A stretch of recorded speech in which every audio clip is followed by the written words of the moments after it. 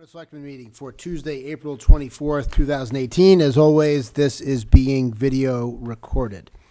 Before we begin, we want to take a moment of appreciation for our troops serving in the Middle East and around the world. Thank you. I'll note at the end of this meeting, we will go into executive session to discuss collective bargaining, and the open session will not resume after the conclusion of the executive. It may resume. I'm sorry, the open session may resume. For purposes of voting. For purposes of voting. Okay. It may resume at the end of the executive session. So feel free to stick around at like 11:30 tonight, whenever that is. So we will start with Chief Meany and Deputy Chief Wilhelmy. And I will yield the floor to Deputy Chief Joe Wilhelmy. He's handled the entire thing, so. Good evening. Good evening. What we have tonight is we're looking to hire our next police officer. The chief came to you on March 6th, asked the board if we could call for the civil service list for a police officer. The board granted the permission to call for the list. We called for the list. We had 6 people come in and indicate that they're willing to accept the position. The top 2 people on that list are actually tied, the exact same score. One of those folks is the person that we're recommending to you, is Paul Tregieri. Paul is actually a full-time dispatcher for us right now. Has been for the past 4 years. He's done a very good job. A little bit about Paul. He grew up in Franklin.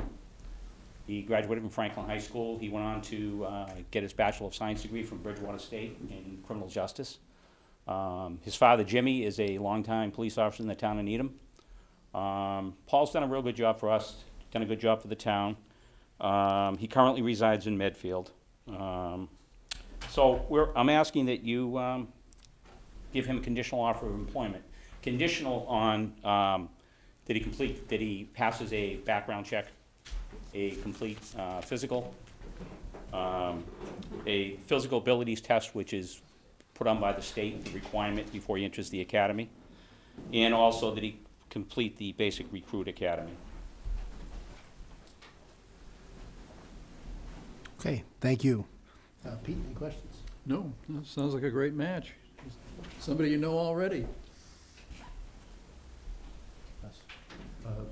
I'm just curious, when you talk about the physical ability test, do you guys actually have physical ability tests that you just routinely have to pass, or? No, they don't have to routinely pass it. They actually, so it's actually, you have to pass before you go in the academy, and then there's basically no other testing after that. But I meant before. I was trying to figure out what your fitness standards for dispatch was. No, the physical abilities test, it's I don't know if you're familiar with it, but it's a test the state puts on for, it's a requirement before you go in the academy. Okay. It's basically an obstacle course, a timed obstacle course, so. Okay. My only question is, would this bring us to full strength? This will bring us to the full staffing from what we're currently budgeted for. Yes, correct. So this would be the 16th officer? I think it will be 16, because the chief and I will be 18. Yeah, so 16th officer. Great. For about 2 months. Yes, and we'll have another retirement coming up, mandatory retirement coming up in a couple of months. So we'll be back. So does that mean that we'll not be paying as much in overtime then? One would hope, yes, that the more officers we have, the more shifts we're able to fill. Yeah, okay. Straight time. You know it's a tough fiscal year when we're asking you questions like that. I do. Hire a week before town meeting. All right. If there are no further questions, do we have a motion? I move that we accept the conditional hiring of Paul Tregieri, subject to successfully completing a background check, a physical ability test, and completing the police academy. Second. All in favor? Aye. Yes. Thank you very much. Great, thank you. Getting better at these motions. That was an excellent motion. That was an A+ motion. All right. Let's go on to the warrant articles, and we'll come back to our various signing of letters. Nobody's here with respect to the application for the municipal vulnerability. You are? Yes. All right, let's do that then, Sarah, so we can let you go. I apologize. So we'll talk to Sarah Raposa about the application for the Municipal Vulnerability Preparedness Program. So I am here with another grant opportunity for your consideration. This one's called Municipal Vulnerability Preparedness Program, called MVP. It's in accordance with Executive Order 569, signed in 2016.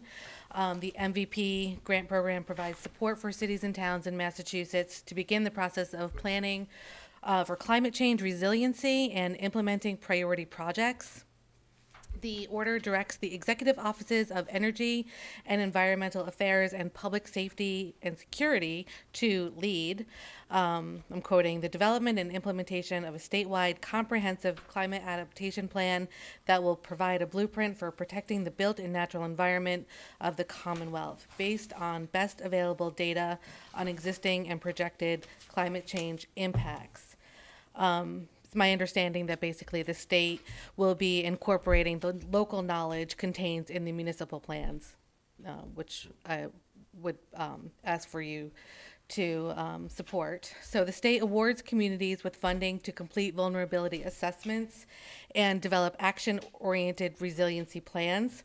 And this process can actually coalesce well with our upcoming hazard mitigation planning process that we will be undertaking next year. So, for example, impacts from severe winter storms or flooding events that will be identified and have been already identified in the previous hazard mitigation plan are prioritized, and then the solutions are eligible for MVP action grants in subsequent years of the program. So things like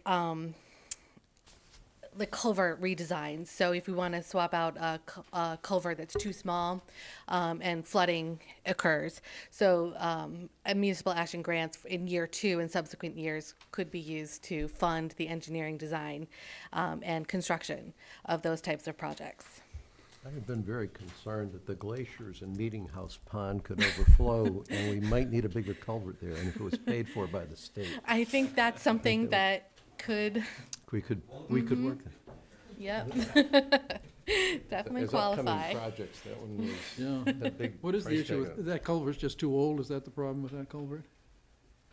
It is. I talked to Mo, and he's gonna have it inspected to find out exactly what the condition is, but it's been there for a long time, and it needs to be replaced. And we were hoping to do it as part of the reconstruction of North Street, but when they changed the funding priorities to bicycle paths and mass transit access, we weren't able to get that. So what we thought is if we did it ourselves in stages, starting at Dale Street, when we got down to the 3rd year of the program, we might be able to get that culvert replacement repaired.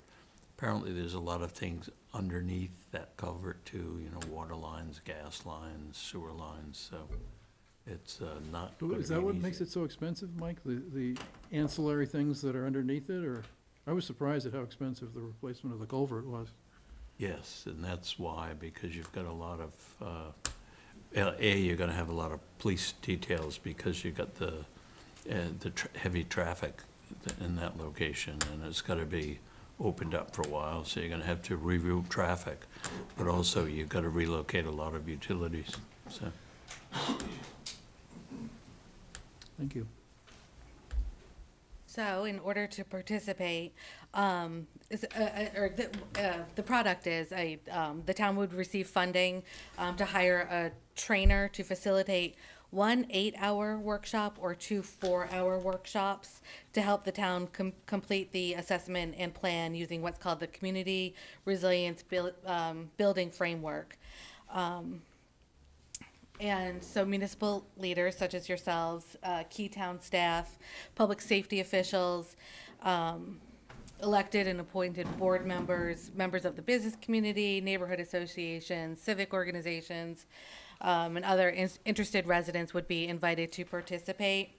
And I'm actually told that the meetings are quite popular despite the length. I was a little skeptical, but a friend of mine who works for the town of Shrewsbury indicated she's having 2 sessions coming up, and she's got at least 40 people signed up for each one. So larger community, but still a good number of people interested. So again, communities who complete the MVP program become certified as an MVP community and are eligible for the MVP action grants. This program is also considered an advanced standing requisite, which I've learned that this is the term for, makes you more eligible for other types of grants. So like the community compact, and other planning grants that we've talked about, give you more points for things like a MassWorks grant eventually. The requirements for the community are staff in-kind match. So it would mostly be my time plus the time that other town staff would attend those workshops. And reporting the grant process. In order to retain the MVP designation, it's an annual designation. And we need to report our progress in order to stay MVP certified. So in addition to the funding to hold the workshop and prepare the report, I've also asked for an additional $5,000 or $48.75 in the grant to theoretically cover our non-federal match share for the hazard mitigation plan. Is something that is identified as an allowable request. So I thought I'd give it a go if you guys were interested in submitting. The planning board has already expressed interest or support for participating in the program. And if you authorize tonight, I would also ask the Conservation Commission and the DPW for a letter of support. Questions, Pete? How big are the grants that we become eligible for then? They didn't say how much they were for because the state gives the amount based on the product. So I'm assuming that every municipality gets the same product because it's based on the same framework for each community. So I think all the certified trainers have the same scope and budget. So we don't actually see any cash from it at the. Oh, but I thought you said after we do it, then it opens us up for other rounds of grants. I don't know what the maximum award is because I went to the session on the planning grants, Okay. and there was a separate grant application for the action grants. But it sounds good if it opens us up to things like mass development at a higher level, higher preference Yeah. point. That's great. And the 5,000 might cover the 48.75 we have for the article in town meeting, so. Yeah. That alone would be It's not a lot, helpful. but- Anything else, Pete? Nope, that's it. Yeah, I lost you a little bit in that description. So the grant you're asking for is how much? I don't know what the grant award amount would be because it's funded What by are you the. asking for? I'm asking for the whatever amount it costs for the trainer to do this workshop and prepare a report for us. So we're asking for a grant to pay for, is this, No, it's not MC? MAPC. We actually get to choose the facilitator from a state certified list. So there's a number of trainers that are on the list. Actually, everybody and all the tabs here are. so these are private, engineering. private trainers on a list that the state has endorsed, Yeah. that the state is giving us money to hire to do the thing the state wants us to do. That sounds. Okay. And then on top of that, the 48.75 you talked about is for more, what's that for? That would be the town of Medfield's non-federal cash match for the hazard mitigation plan that we are going to do next year. Okay, so there, if I followed you right, there's two things going on here. Yeah. There's one thing that says we go through a process to take a look at what the environmental hazards that could result from climate warming, how they might impact Medfield, and then we have a plan for what we're gonna do about that. That piece caught my attention. Yeah, they integrate because the MVP program is basically like a portion of the hazard mitigation plan. Yeah. What does it do, from the standpoint of mitigating hazards, what does that portion do? It's a locally identified risk assessment. So whether it's flooding, ice storms. So that, And- so, okay, so yeah. it still has this, So I'm- there's still a technical quality to that we're doing the risk assessment to figure out what our vulnerabilities are, that we can then use to feed into the plan. Yes. That piece I follow and it makes Okay. sense to me. All right. The workshops with large groups of people, Yeah. sounds like they have, this, help me understand So how that with- has any relationship whatsoever to a vulnerability assessment. Well, with the hazard mitigation plan, the risk assessment and prioritization would be done with a key group of town staff, like the emergency operations committee or emergency management committee, I think. So it's about 5 to 7 people. But you said you with- talked to somebody and they're running 2 sessions with 40 people. That Yes. doesn't- is So that with so, town so staff? that's the hazard mitigation plan, right? But then the MVP program actually broadens that to community members and. So this is the civic piece I'm trying to organizations. understand, what's that accomplishing? That helps people, helps the plan prioritization process. So the The public. PPP. I'll tell you exactly what I'm driving at here. I'm trying to figure out whether this is like the green communities type thing, where if you do certain things, you kind of are fitting a model of what we want, towns to do by way of planting trees, which I have no problem with. That MVP piece that you're talking about, it feels to me like this is just kind of a political, kind of let's get everybody involved and jazzed, and I'm really It interested may in be, I mean, they were very clear that our local plans would be part of the state plan. Well, the plan Yeah. part, the technical part, I don't have a problem with. I'm trying to understand this other thing that's going on where people just sign up to come, and it feels like, that piece feels to me like it's fluff. I can't speak to that. I haven't been through the process myself. I can, Okay. as a planner, I don't necessarily believe that including the public in planning processes Okay, is. so, all right, okay, so the fluff. good news is, all the money that we would have to put up, you think will either come from the state or from a grant, so it's money, whatever it is, whether it's a Yeah. stupid thing to do or a good thing to do, we're gonna get funded by somebody else for a period of time. For the MVP program, I can't guarantee that the extra 5,000 would be funded, but I've asked. Okay, and then there's no long-term, if we do it and we go, this is stupid, we all ate natural cupcakes and we all looked up in the sky, and we're really feeling better about ourselves now because we take deeper breaths, but that's not probably something the town needs to worry about. That's the We can cannabis pull out. workshop, you're We're getting not, there's confused. no long-term, there's no long-term, No. we're not hooked into anything No. like that. What harm could it do? Okay. I don't think that we're getting enough money for them to do enough harm.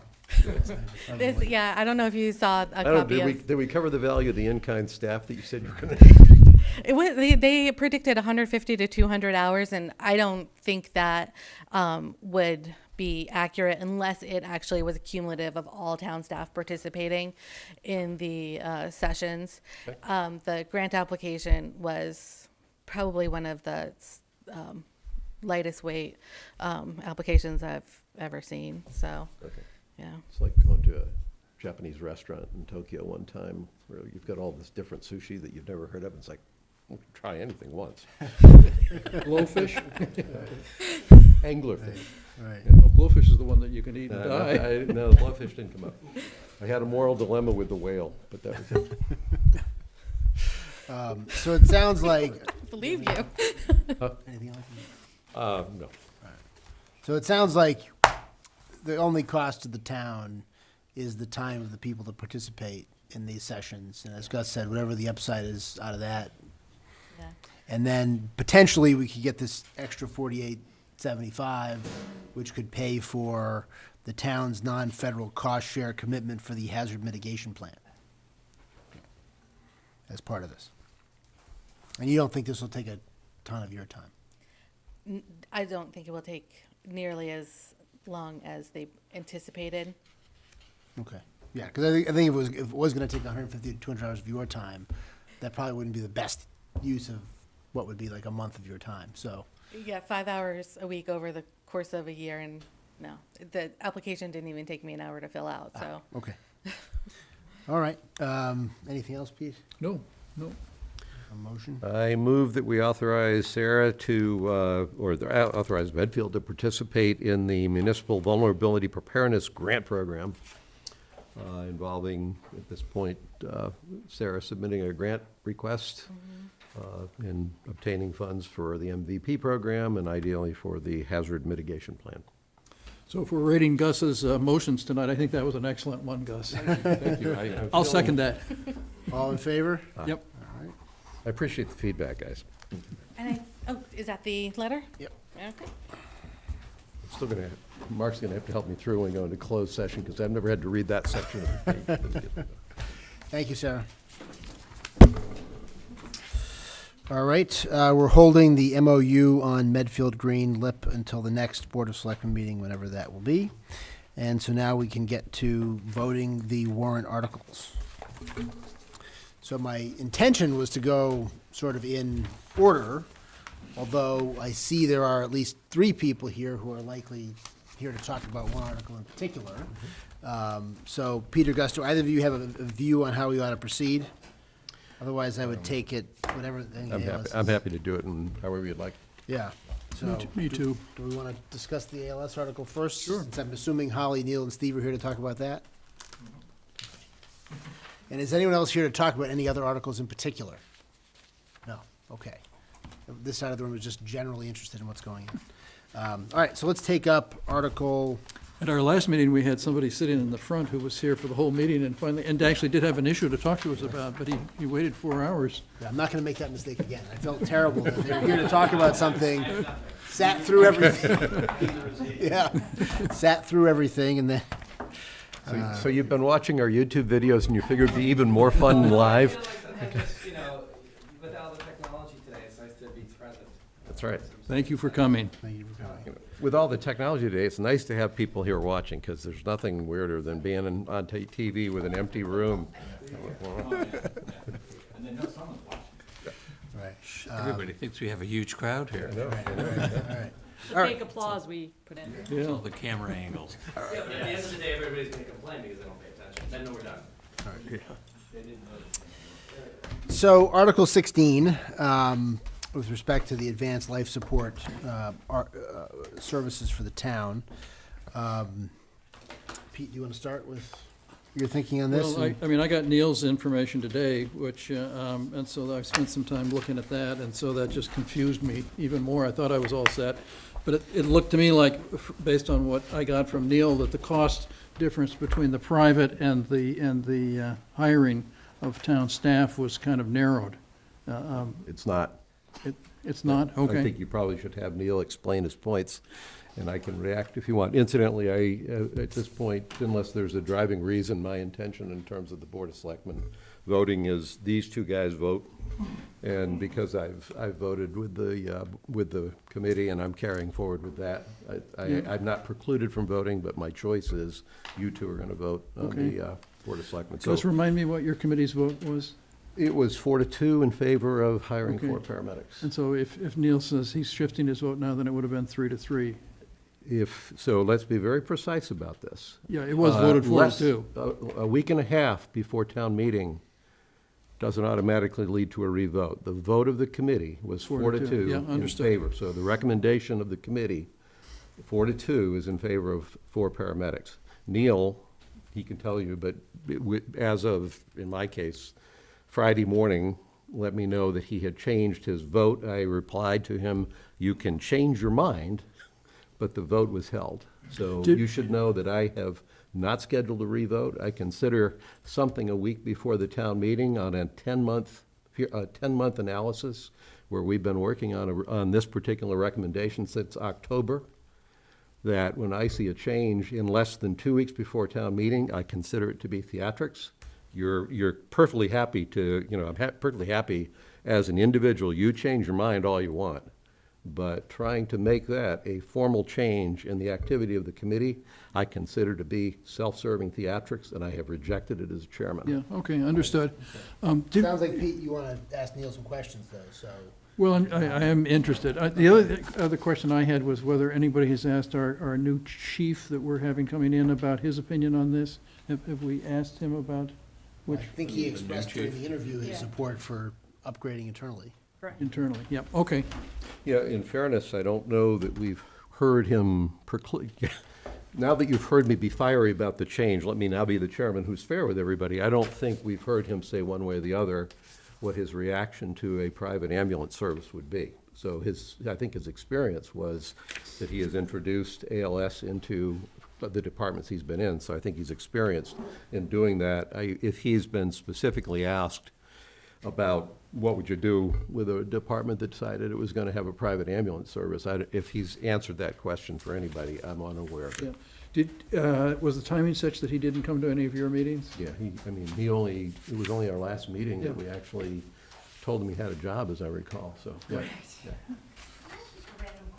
No, you need a microphone.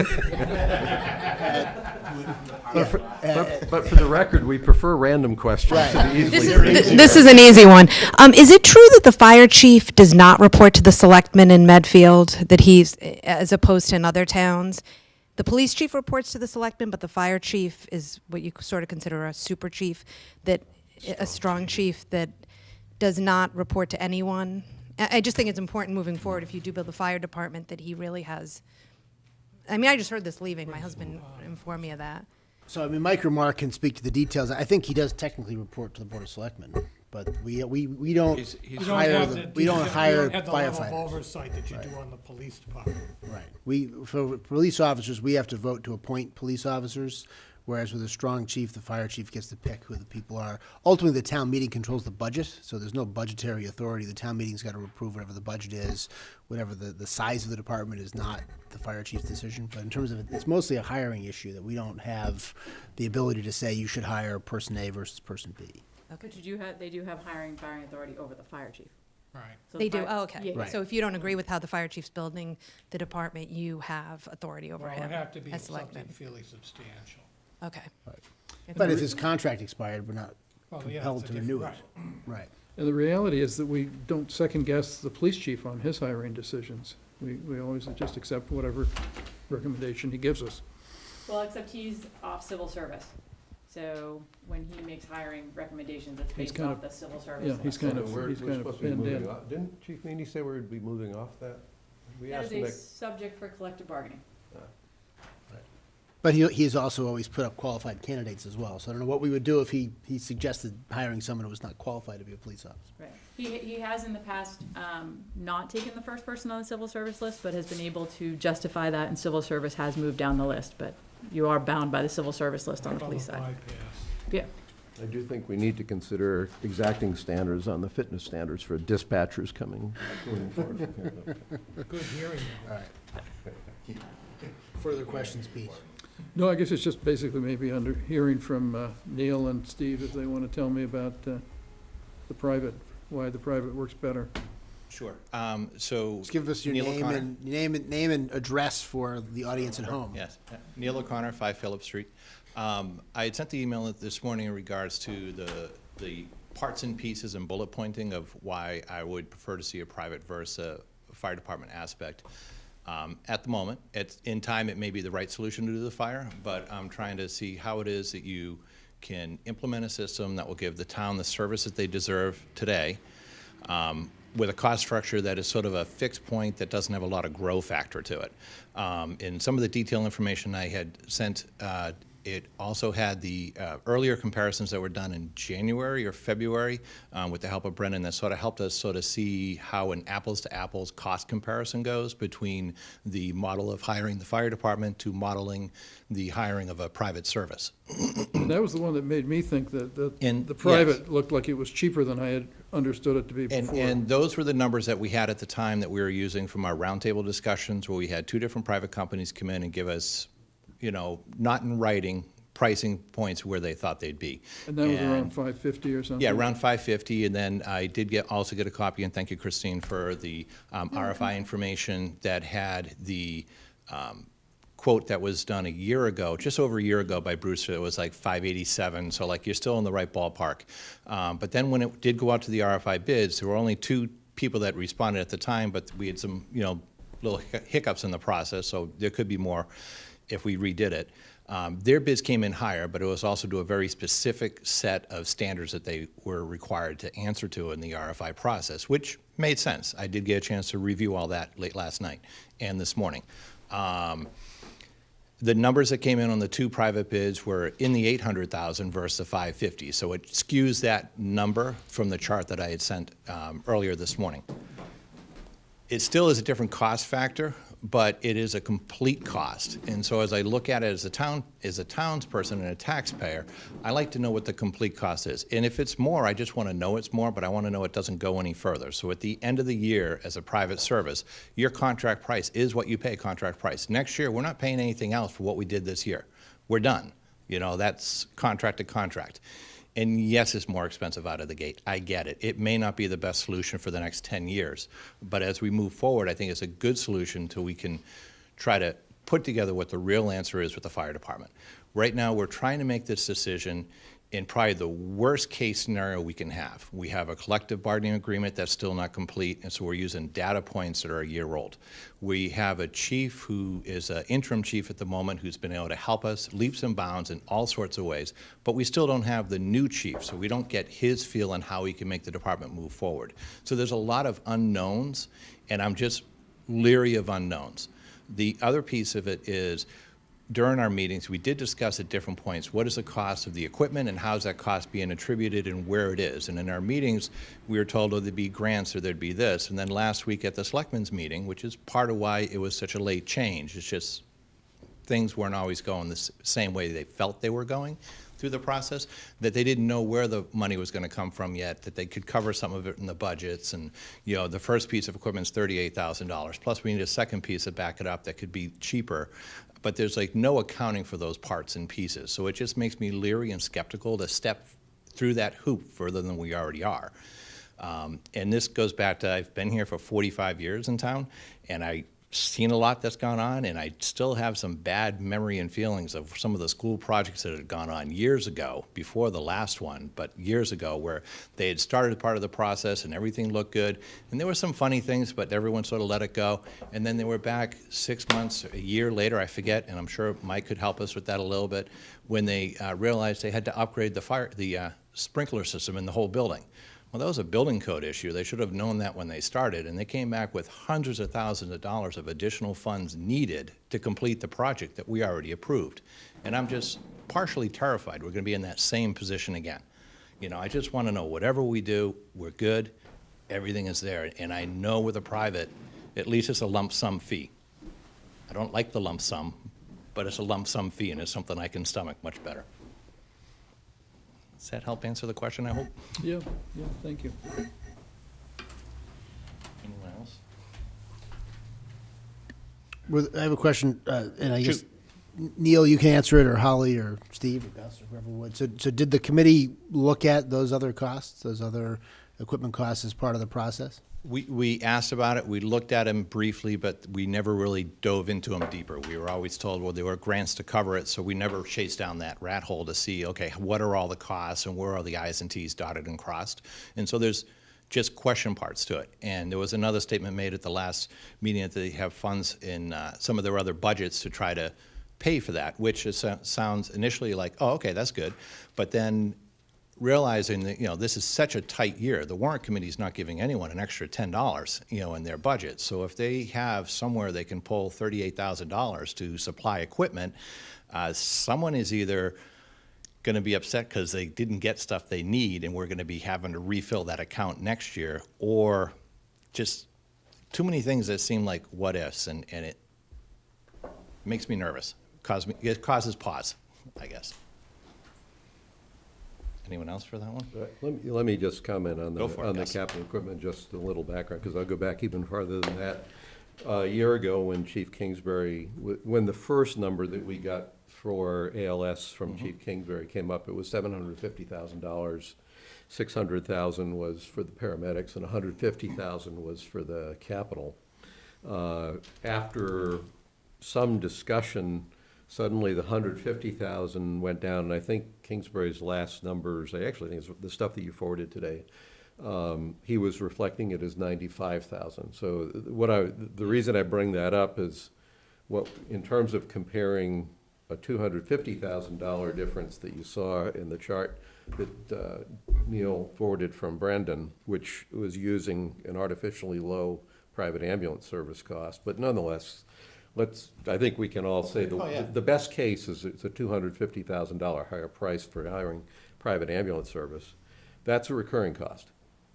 The 150,000 down to 95,000, and I think at the Center Public Information session, I think Chief Hollingshead, basically, I think it was primarily the EKG equipment, and he called out 67,000. For what it's worth, in my head, I've said it's an $85,000 number, not because I know anything, just because it's under 100,000.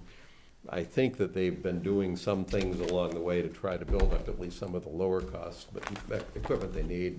And there's no validity to it. I just chose $85,000 as the number. But the main point is, the magnitude of that issue is something like that, and it's a one-time capital expense, versus the other issue is the difference in cost, and that's a recurring cost.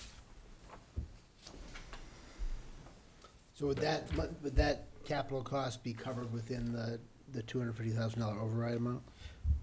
Chief Hollings, well, yeah, it would, because it's gonna come out of the fire department. Chief Hollingshead, and again, I'm coming into this with the blank sheet of paper. Chief Hollingshead, early in this process last fall, basically said there's grant sources for things like that. One of the towns nearby actually got their first year's funding for their paramedics, it sounds like, as they were making the transition. So I think the emergency services industry has kind of an interest in promoting this move toward advanced life support. So it seemed plausible to me, with Hollingshead having said that there are grant sources.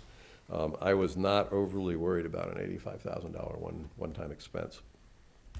We didn't carry any overtime savings in our budgets, and I do expect with 4 additional paramedics and no obligation to replace, to keep a three-person staff, I would expect there'd be some overtime savings. Is there much overtime in the fire department? There didn't used to be.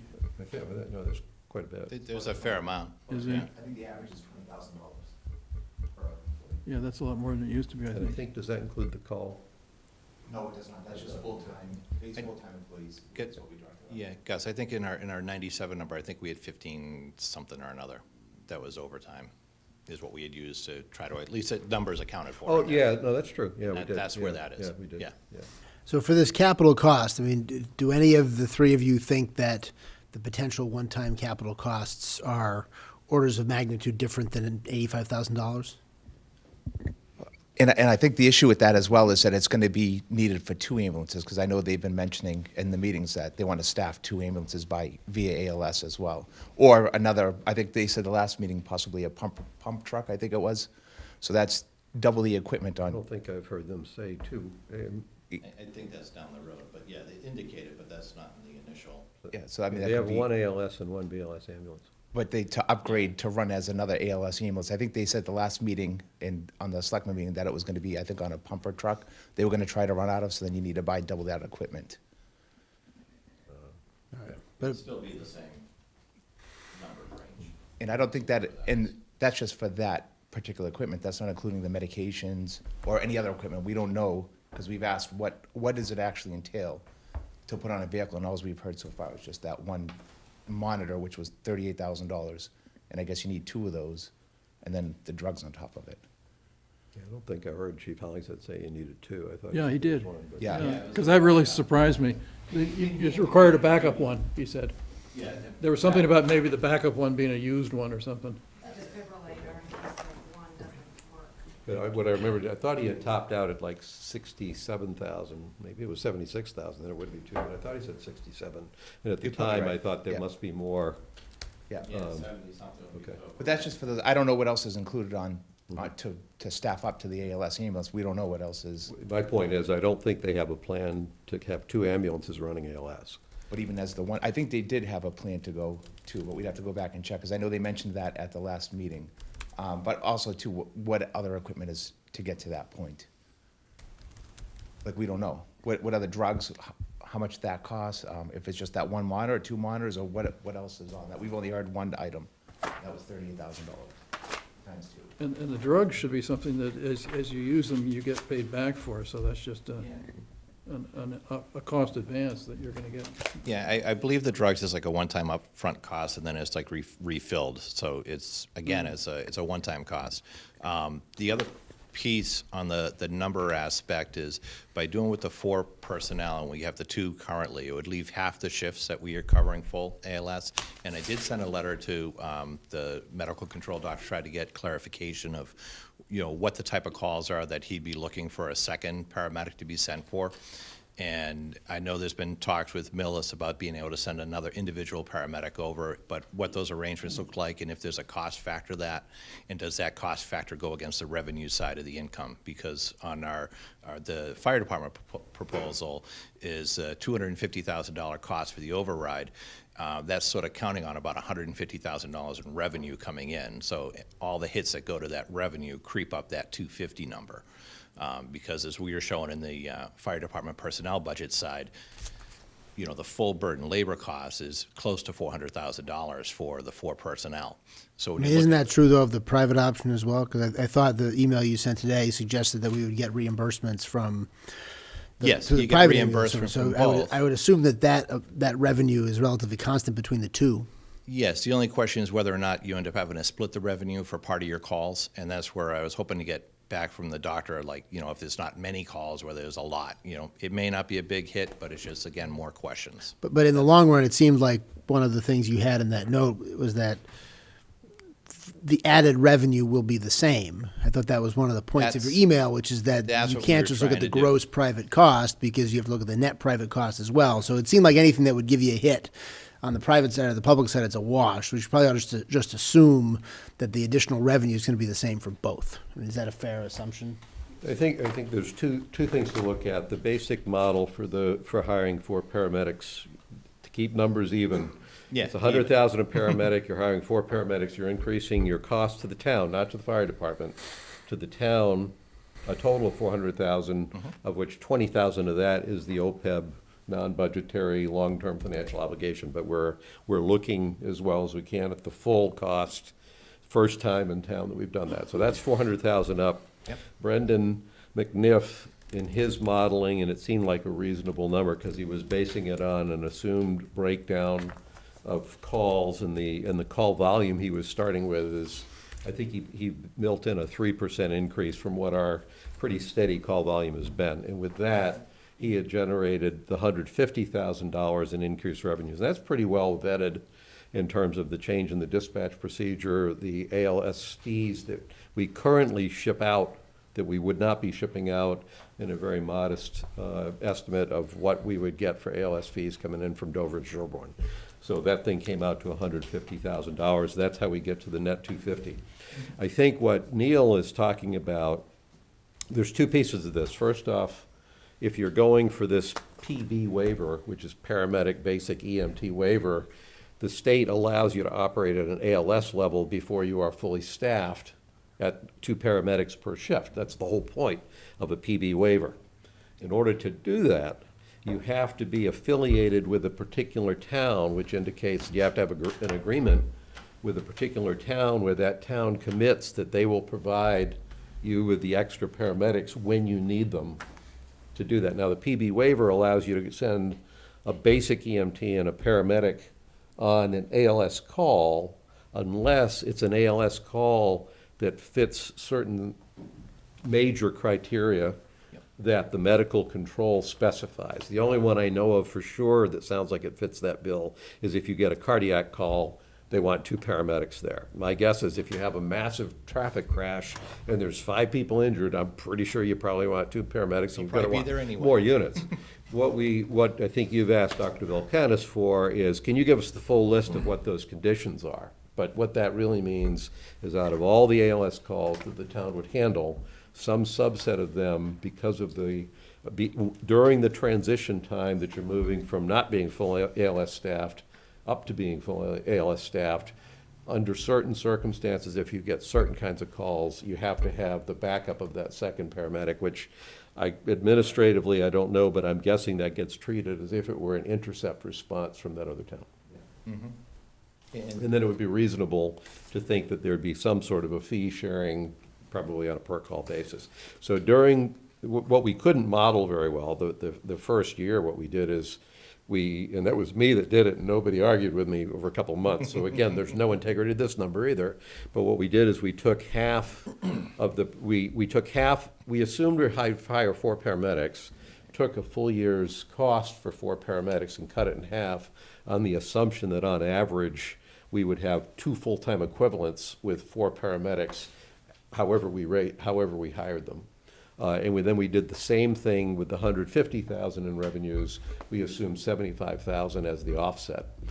That all is kind of a moot point in that the override that we're going for based on what the accountants asked for was the full 250,000, which is not what the fire department needs this year, but it's intended to cover basically what it would need when everything was up and running. It's about right. Well done. Thank you. I keep doing it over and over again. I'm getting more and more precise, yeah. Steve, And just a quick point on, I know I sent you an just email. identify yourself and where you live. Steve Caskey, Delaware Road, number 5. There's thousands of people watching at home who don't know who you are, Steve. Zooming in right now. Yeah. And I know I sent you an email about this as well from Dr. Volkanis on as we're running the PB waiver on the orientation period, he wants a second medic on that truck and that one where we have 1 paramedic on duty. So I'm assuming that's going to But go. we don't always, sometimes, well, if we hire 4, we'd have, half the time, we'd have 2 paramedics on duty. And the other half, we would have 1, but he's going to require another medic to be with them. So I'm assuming that's going to be an overtime cost. For how long? I don't know. That's So, what. so, for instance, if we asked, how long did Chris McLaughlin, who was a paramedic who was hired, how long did that take? That would be what, you don't know what you're getting for a paramedic. But if anything, that's a checkout period. I'm well beyond my technical depth here to know what that means. But his I don't specific think words. that's actually a major issue, but it could be. Well, the only thing is if it's a 4 or 5 month orientation period during that PB waiver where he wants another medic on that truck, that's 4 or 5 months. If that's the case, we don't know what that. Why would you think it would be 4 or 5 months? To orient I have no somebody? idea. I'm just guessing. Yeah. It could be a week. It could be. I'm guessing on. We don't know what that number is. Neil, do you have the experience? So, my experience goes back older. 20 years ago when I worked for actually one of the companies that bid here, and I was doing their non-transport work, their program at the time was 4 weeks of 24-hour shifts with 2 preceptors. That was the time, and that was one of the things I noted in there to Mike Volkanis, the medical control doctor. I don't know what it is that his requirements are, and as I think I had said, Jeff and Chris, I imagine their vetting process would be short and sweet and easy, but we don't know what the next ones are. It's just a question of, again, it goes back to there's so many unknowns. It's hard for me to wrap my head around it and just embrace that whole aspect because there's just a lot of unknowns. And my only response to that around overtime is if we're going to model in increased overtime for orientation, then we ought to model in decreased overtime by going to a 3-person staff that only has to be men staffed at 2. And, you're right, those are questions. If the fire department's authorized a certain amount of money, and we're basically setting an expectation that says, can you live with this? And they say yes, then I think a lot of this stuff goes away. So my question to you on that, Neil, I mean, are these unknowns that could have been answered during the 10 months you were on this committee, or are these unknowns that only occurred to you in the last 2 weeks and just that week, or are they unknown because you'll never be able to answer them because it's always going to be uncertain, just like the nature of the future, generally? Yeah, nature of the future is always unknown. The questions to Dr. Volkanis is something that is more of a recent thing that had come to my mind to check into. We never did have that opportunity. He was one of the people we were trying to get in months before he did. He actually did show up to the meeting that we actually held the vote at, and it was my discussions with him before the meeting that actually made it so I felt more comfortable voting that way. But then with all the question parts that go through, as I had already said, with these other unknowns, there's a lot of stuff floating around, and I'm just better with a straight answer and a flat number. And if we had a bigger budget number using with this, and I felt that we were, safer with that, I'd probably feel better about it. But it comes back to I'm just concerned of having some big shortfall that we get called for next year, and being asked why didn't we think about this and why didn't we think about that. Can I respond to that too? Holly Rand, 25 Sawmill Lane. We've asked a lot of questions, and I have to say, I have felt that there was not full transparency from the fire department. It took months and months and months to get numbers for Brendan to work with, and things would randomly come up. We'd ask for Dr. Volkanis to come in. He showed up at one of the very last meetings, the meeting for the vote. I think that if we had a lot of information much earlier on, for which we all asked on multiple occasions, it would have been a much smoother process for everybody. And these are questions I still don't even know what we don't know about the unknowns as well. So that's just my comment regarding the process. I mean, what about other towns? I mean, obviously, we're not the first town to do this. I mean, have there been other towns who have done this, who have had unexpectedly large increases in the cost over what they were anticipating from the outset? I mean, that to me would seem to be the best evidence of the many towns in Metro West who have done this. Are there some that suddenly the capital costs were $500,000, or there were great unexpected increases? I mean, Great question, one I don't know an answer myself. Is this in Anyone else? regards to hiring? yeah. I mean, just kind of. I'm wondering, just in terms of looking at comparing the two proposals. I mean, can you point to other towns that have had this type of spike in the future that you're suggesting we're at risk if we go with the internal option? No, I actually reached out to the town of Middleborough because they end up going down the private route. They end up hiring Brewster Ambulance. So I reached out to their fire chief. And, some of my questions was, why did you go the private way instead of hiring in town? And his response was, and I have the paperwork here. He said they received a federal grant to hire 16 firefighter paramedics several years ago, but the town didn't decide to do it. The town did not want to incur the long-term personnel expenses. And my other question that we all have is, was there fear of a private company going under and leaving the town unprotected? And his response was, it is one of the reasons we chose a larger company with good financial stability, and there are provisions in the contract for such an event. So that was one of the other things, that we talked about at the other meetings, what would stop a company from going out of business and what recourse would the town have. So this is something that Middleborough has. So one thing you have to add to that, Steve, if we were Middleborough, our call volume would be 3,000 calls, and the ambulance company that they had would be doing this for free. Yep. And I'm guessing that we would all be in massive agreement not to hire anybody if there was a private ambulance service that, based on our call volume, said, why don't you just let us come and we'll provide you this service for free? Yeah. No, I'm just giving you, in their town had the option. Are we gonna hire, which the fire chief wanted to do, or go private? So this is just some of the background that the residents had asked too as well. And I was digging through my paperwork and found this, and, one of the things was, We would probably go with a free ambulance service if we could find one. yeah, I would hope so, but, just to kind of give you an idea, and I asked him too, were you satisfied with the staff? And he said yes, and, I mean, I can give you guys this too as well. And it was also, they house their ambulances in their station, and he said relatively well. We have provisions to remove any Brewster staff for any reason. So that was something else that we kind of went into as well, where you have the control over personnel. If there's an issue for any reason, somebody comes in, you don't like them, then you can just say, you know what, we don't want you here working tomorrow. Don't come back to our town. They'll replace them with somebody else. And just one more question along those lines, Steve. I mean, are there other towns that use the precise approach that you've suggested? That use like a town of Middleborough? No, not like Middleborough. It sounds like Middleborough's free, right? They don't pay, right? Yeah. So are there examples of towns that have hired private ambulance services along the lines of what you've proposed that we ought to do? I'm not sure. I know towns like Dedham. I have a list of towns, but I think, I know, I mean, because what I'm familiar with is sort of is towns that provide it themselves, and then towns that have a high volume and get it for free. That seems to be the two most common Yeah. models. And so I was wondering if you had an example of a town that's like ours that doesn't have enough volume to get it for free, but pays a private ambulance service in lieu of hiring their own folks. no, I don't think so. I think Millis is moving towards their own version, but I know Fallon supplies them intercept service as well. But I don't think there's that. I think we're kind of in the middle there. The other piece on this to keep in mind, you just mentioned intercept. So with an intercept service, that doesn't let us out of the transport business. This is hiring somebody for half of what has to happen, and the town would still be on the hook for the transport. Right.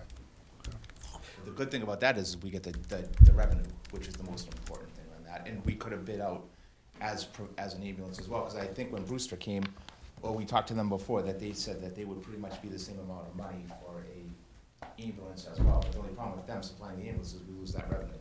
The Intercept, we still get that revenue. I don't think that would be true, What's not true? that they would say you can have a full-up ambulance I think they said and that. Intercept and transport for the price that we quoted for Intercept.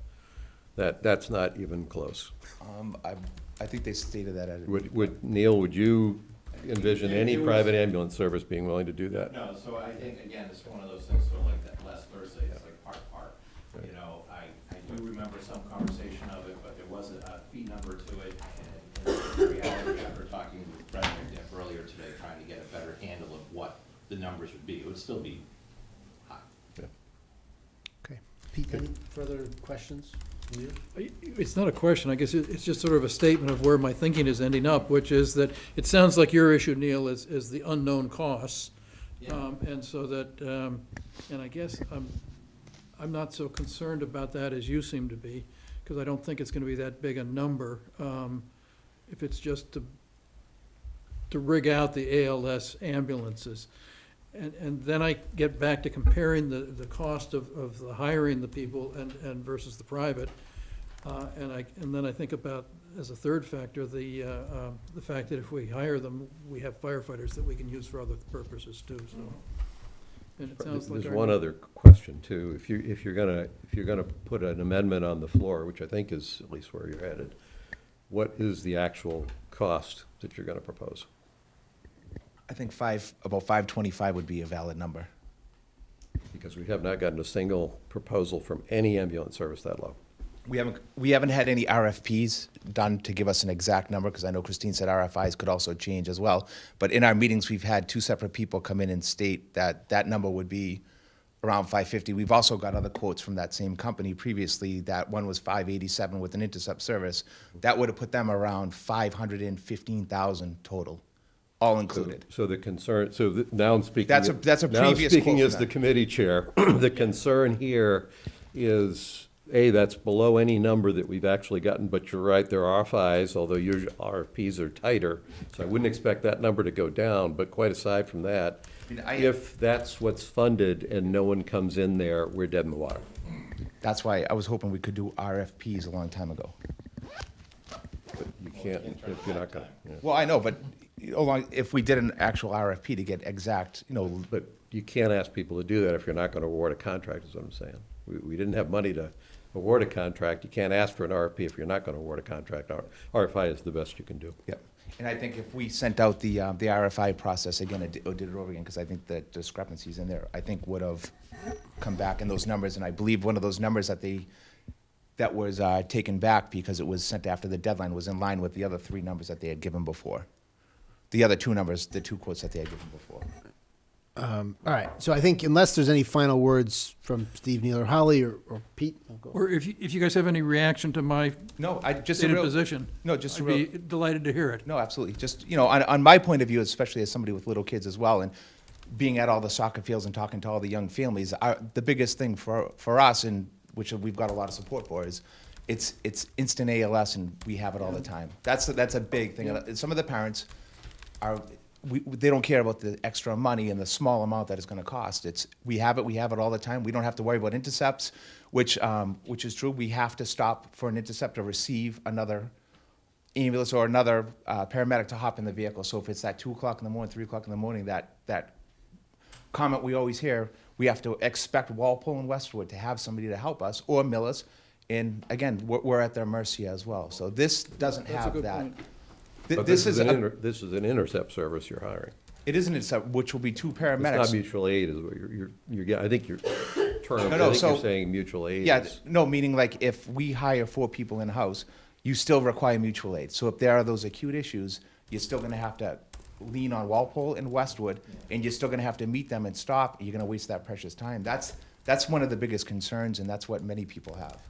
And is Walpole and Westwood, are they willing to continue serving us if we hire the private service? I would expect they would, but the short answer is we don't know because we didn't ask them that I did question, ask, but I I did would ask them that expect they question. would, I did ask them that question. They And- said they would be willing to help us through the transition if the town was willing to pay. regardless of what we transition to, private service. I'm assuming we would have to sign a mutual aid agreement, like, all the contracts for private services that I've seen, basically, the private service commits to supporting the mutual aid agreement that the town Well, has if struck. Walpole needs mutual aid, they'd go to Walpole. So it would go both ways. But I thought we didn't have a mutual aid agreement, if that's the case, no? We do. There's no mutual aid agreement for ambulance services, because we don't have anything mutual to give back. We have a mutual aid agreement for fire. Yep. But they would help us with the transition to do that. So they would sign a contract with the town of Medfield if we went to a private route? Yeah, I don't think it's a contract. I think it's different than that, but mutual aid. The issue, I think, and the answer we got from the on the committee was that if the town chooses not to do anything, everything gets voted down, and we're just not doing ALS, we're sticking with BLS, they basically said, then don't expect us to continue to provide you with your ALS service that you've had for the last year and a half. As of July 1st? Yeah, as of July 1st. Yeah, exactly, which is quick. So I think at this point, we can probably call this discussion. We do have 45 other articles to go through. Hopefully, they're each not going to take 35 minutes. So Pete, I mean, you stated your view. Anything to add beyond that? So where I come out on this is I think I like each of these proposals best when I'm looking at the other one. And, you know, there's not, I mean, and kind of where I am on this is really that there's just not a great answer. Right? There's just not a solution that you look at and says, wow, this makes financial sense, this makes medical sense, this does, you know, the reality is we have a low call volume. And so no matter which of these options we pick, we're going to be paying a lot for people to answer a low number of calls, right? I don't want to say we're paying people to sit around or do nothing. Right? It's not that, right? We're going to be paying people a lot of money to answer a low number of calls, either a private service or additional in-house personnel. And so there's just nothing that you look at and you say that's perfect, it works out great. And this is the classic situation where if you want a service, government steps in and you do it through tax dollars because there just is not a private market solution. One way or the other, this has got to be funded by tax dollars because there's just not enough revenue. And I understand the points that you all have made about the uncertainties around the public option, as it were. There's also uncertainties around the private option. Right, what's not just that they might go out of business, but that once you go down that route, obviously, any private business that's smart is going to raise their prices. They want to keep the business, but they also want to make more money. That's what they're supposed to be doing. That's how you're supposed to operate. And so, I kind of think that that's sort of a wash too. That whatever unknown increased cost factor you have on the public side, you're probably going to have it on the private side too, because this is just an area of our economy, for now. Where it's all out of whack with everything else, right? The inflation rates and all kinds of healthcare services are way higher. So I actually think there may be more uncertainty on the private side in the long run than on the public side, just because we ultimately control the budget. We kind of know kind of the parameters for firefighters and the rest of it. I also see both of these options as transitional. We don't need 12 firefighters full-time. I mean, if this was a discussion about firefighters, having 12 firefighters, we don't need it. We don't have the call volume. It's the price of getting 8 paramedics to go in that direction. And I don't think it's in the interest of the town to fight a big war with firefighters union that we're not going to win, given the attitude of the state legislature in that area. I also don't think it's necessarily fair, even apart from that aspect of it, to say to people who were hired in good faith when we started this thing in 2003, we decided to go to a full-time staff, and we started at a BLS level. If we, like Norfolk, had started at an ALS level, we would never have had this conversation. I think in terms of our other planning, it's a good cautionary tale against the sometimes risks of sort of short-term fiscal conservatism. You could have a short-term answer that looks a lot cheaper next year. This year, when we're doing it right now, it looks cheaper. In the long run, it's more expensive. And that's clearly what's happened here. And so one way or the other, whichever way we go, we're going to end up paying a lot more than we would have. Because if we had 8 paramedics right now, again, this would not be a debate. We'd probably still be arguing with somebody who wants to hire more people, but we wouldn't have as compelling a case. But I think for your point is a good one, that we can work towards having 8 paramedics at some point in the future. Yes. And who knows what's going to happen in the long run. Like, I think that's a discussion for another day, a future Board of Selectmen, a future annual town meeting, but I don't see this as a commitment to say that this is going to be a 12-person full-time fire department. To me, once you get to 8 paramedics in the long-term plan, you sort of have 8 paramedics, and as non-paramedics retire, leave, go other places, they just wouldn't be replaced once you have 8 paramedics, unless there's some drastic shift in call volume, drastic shift in something else. And since the annual town meeting controls the fire department budget, that's something that would be dealt with in the future fire department budget. So I am, What's the new master plan on the hospital, has 3,000? I'm fairly confident that that's an unlikely course. That the 45-foot skyscraper we're going to build at the hospital, and we'll suddenly need a whole new kit of stuff for helicopters to go over the top. So, I mean, I think I'm in favor of the recommendation from the committee. As between these things, I think if the town meeting votes in favor of the private option, I work very hard to make that work very well and to be successful in the long term for the town. I think we'd still have, if we had the private option, should still in the long run try to get to the point where we have 8 paramedics, and that's probably what's going to be the best situation for us. And look, if the town meeting votes no and just says we want to stay at a basic level, we'll do our best there. I won't accuse anyone of wishing ill on my family who votes that way, and I think that's a perfectly legitimate way to approach it as well. So that's kind of where I come out on it. So, and thank you to Gus, and thank you to Steve, Neil, and Holly for all the work on this. I do appreciate. Huge amount of work has been done. Yeah, I appreciate this, and it's sort of given me a lot to think about, and I appreciate the work that you all have done. I in appreciate the this. education. Well, thanks for pushing this forward too. I mean, you guys, So- oh yeah, the forethought to set a committee together and get moving on this, which is great. And we'll see what happens next Monday. And I know the road show continues tomorrow night, so for those of you who enjoyed this, I don't know if that'll be on TV, but if you want to see another live demonstration of this. I think the last one I got some positive feedback on 7:30 at the Public Safety Building, right? 7:30, All Public right. Safety Building. You can go to the school, Dale Street School tour and information system starting at 6. And then people are going to have to probably make a decision whether they want to go to the tail end of the information session of Dale Street or wander across. And we might wind up having to do a backfill partial presentation at the end for late arrivals that missed the jokes at the start. So do we need a motion of our position on this issue, or is it I don't sufficiently think- stated of what the selectmen's position is on this article? Usually There's nothing for us to do, because the committee and folks will be speaking on it, so. Voters may ask the selectmen what your position is. All right. So, Our position is in favor of the committee's recommendation. So we vote in favor of Article 16. Well, Article 16 is worded in the alternative, so, Right. Well, I think we'd be, either way. yeah.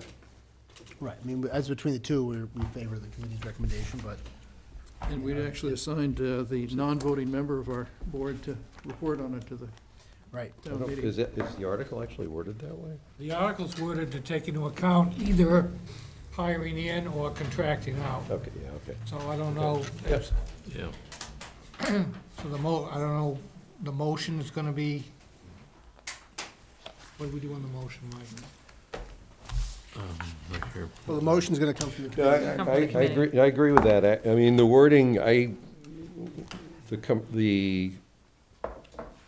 Motion's broad, disappointed too. that I didn't pay more attention to the wording here, but having thought about it, and the only reason I'm disappointed is the committee made a recommendation to move ahead with hiring. But actually, as I think about it, the wording of the article is probably appropriate, because what it does, the issue really is going to be given off what the funding level Right. is, and that's, Flexibility, but it's Yeah. the amount that's restricted.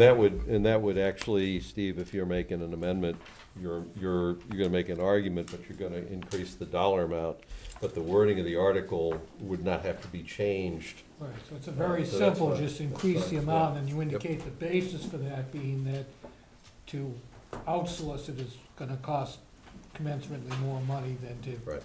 Okay. Yeah, that's all right. So just Okay. really quick, so. Just microphone, please.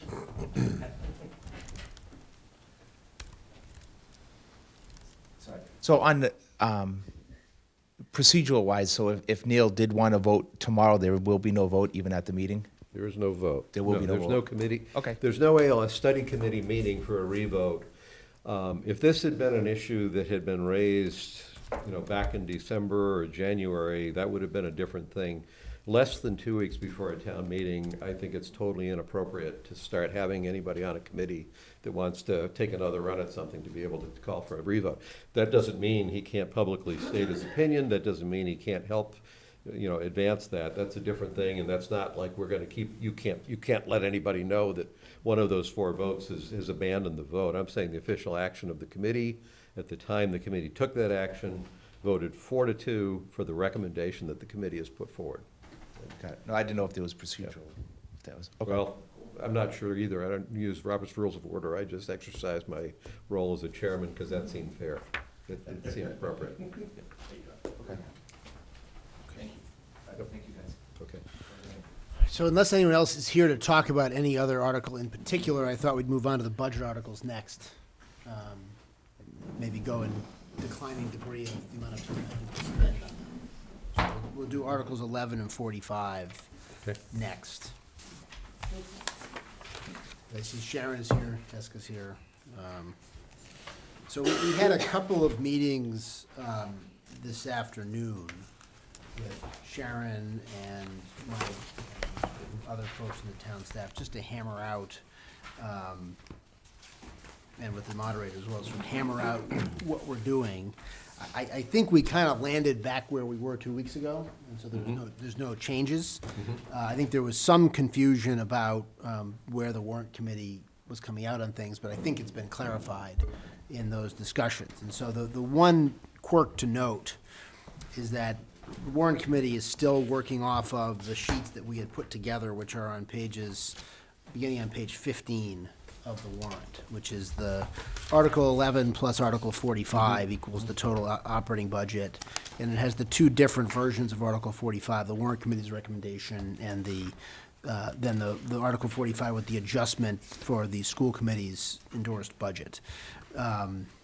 In the Article 11, there may be some confusion, and for viewers at home, because Article 11 repeats the warrant committee's recommendations for the total budget, and it's put in Article 11 when it probably shouldn't be in there. The warrant committee's recommendation for the vote on Article 11 is what's under the balanced budget column.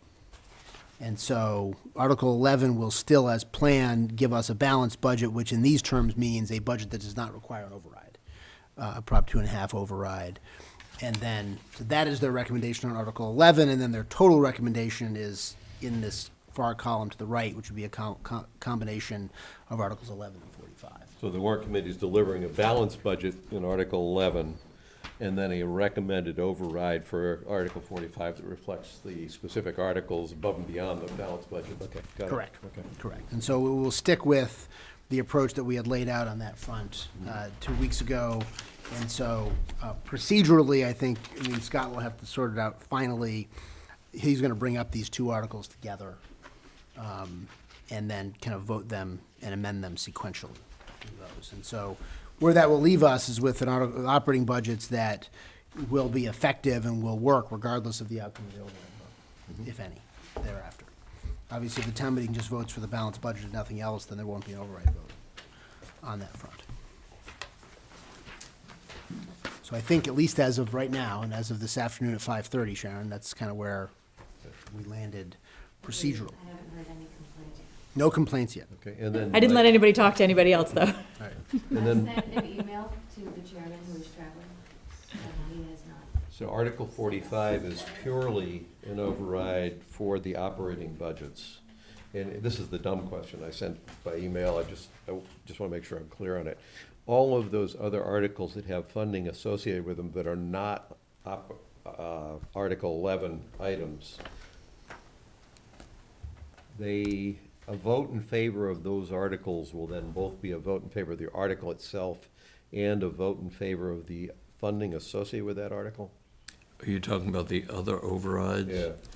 Yeah, we didn't factor those in because they don't affect the free cash balance, and what we were trying to do was end up with a $1,750,000 in free cash. The other overrides stand on their own.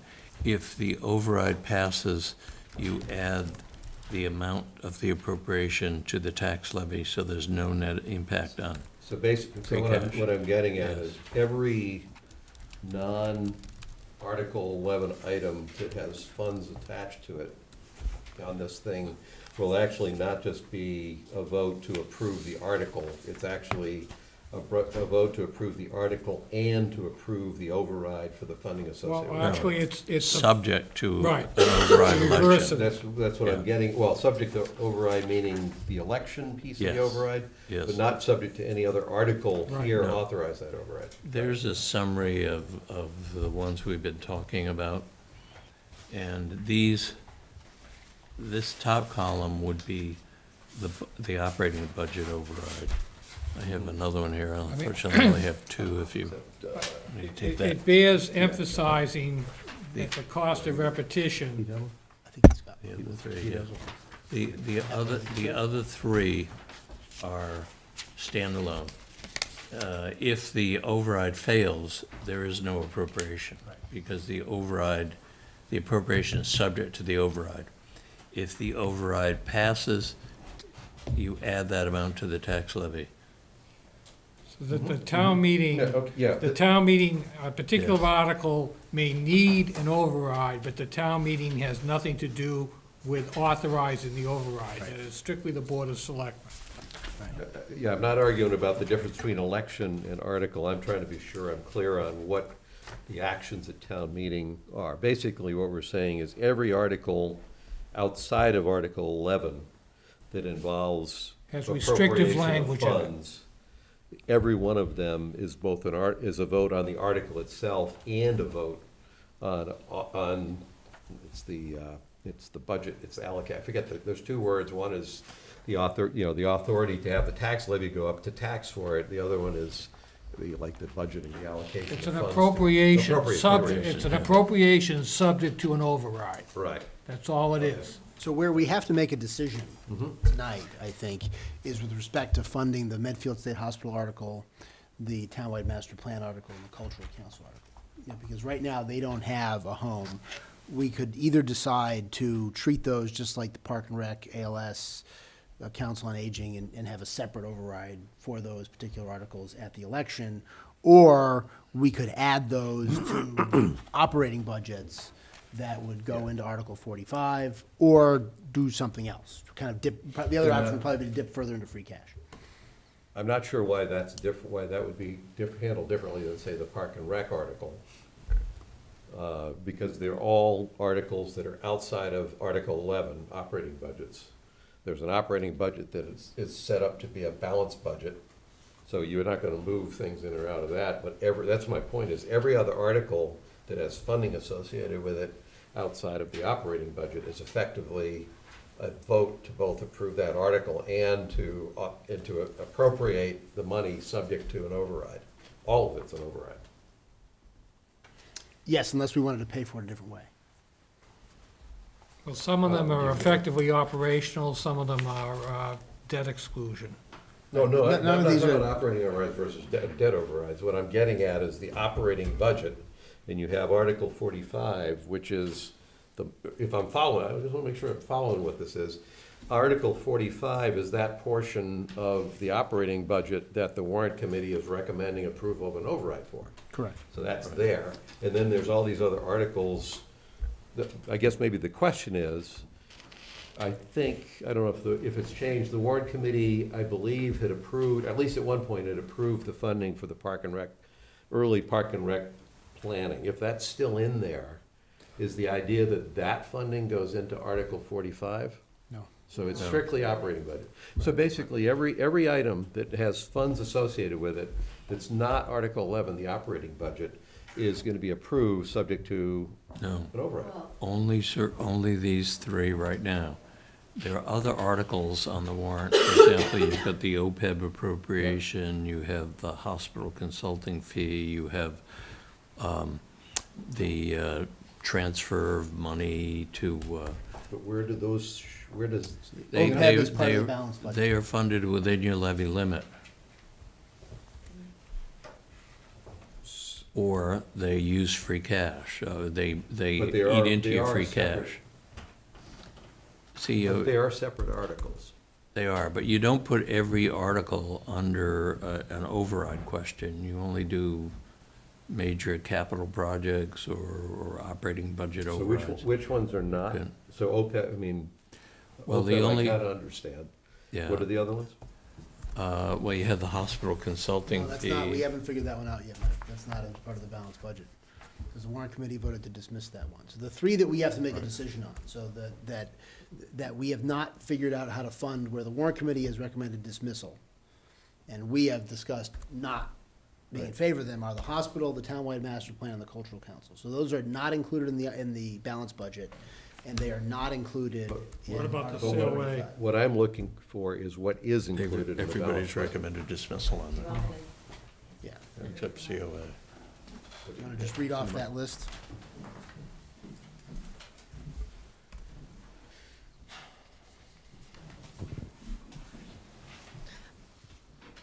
When we created the balanced budget, we had already voted for dismissal for a large amount of the articles that included money in them. So when we created the balanced budget, we assumed that things like the state hospital piece, I don't care what's but not in but the I'm just saying, budget. like, those were not in the number for the balanced budget. So No. therefore, if they pass, I think your choices are, they either go into an operating override or separate. yeah. And so the ones that we voted for, that we were under the impression were separate override votes, were Park and Rec and the Dale ALS. Street, ALS You and the have- Dale you Street. have- Let do me you- try asking No, my no, question Mike, do you again. have your sheet? Do you have the backup sheet that you have? It's essentially, Gus wants someone to read off to him a list of the articles that are in the $3,691,000 under capital budget / other articles that are under fiscal 19. That's what he wants to think know. I, That's what he wants to know. Is that it? Yeah, I think no, that's right. Yeah, I So can if you get look that. at that and so let me category go of through the this budget, quickly. that's what he I can wants tell to you know. probably just from having worked on this so much. Fair? Yeah, You have 4 prior year bills, Articles 5, 6, 7, and 8. They're relatively minor. No Those are problem, not no part problem. of the Yep, warrant. yep. You have the capital budget. That's $1,183,000. That's funded from a variety of sources. Okay. Okay. You All right. have the townwide master plan. No, that's not included in that. It's not included yet, but you wanted But to know that's- which he wants ones. to I just what's wanna know what's in the there. balanced budget now, Okay. before we make decisions on how we're gonna Right. pay for the things that aren't in there. Right. That's what he that wants aren't- to know. Okay, so you want to leave the park and rec out for now, Rec too? is out, Council on Aging is out, ALS is out, Okay. NSH is out, Townwide Master Plan is out, Cultural Council Grant is out. Okay, so you've got the,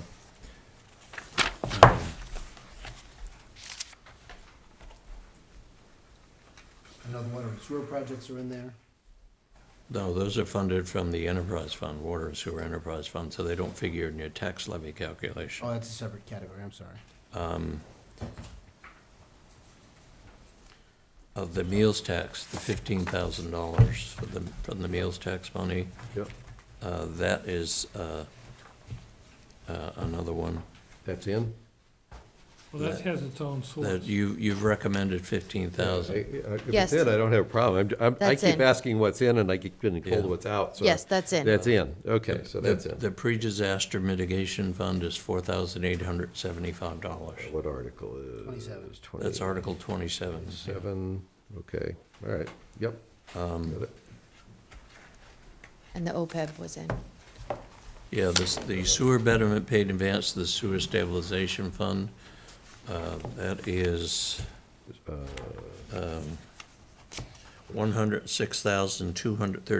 $106,235.54. That has its own funding source, because that's monies that people paid early that's just being Yeah, yeah, transferred. Yeah, that's fine. Okay. That's not, so that's really a transfer, like revolving fund kind of article almost. Yes, it is, Okay, yeah.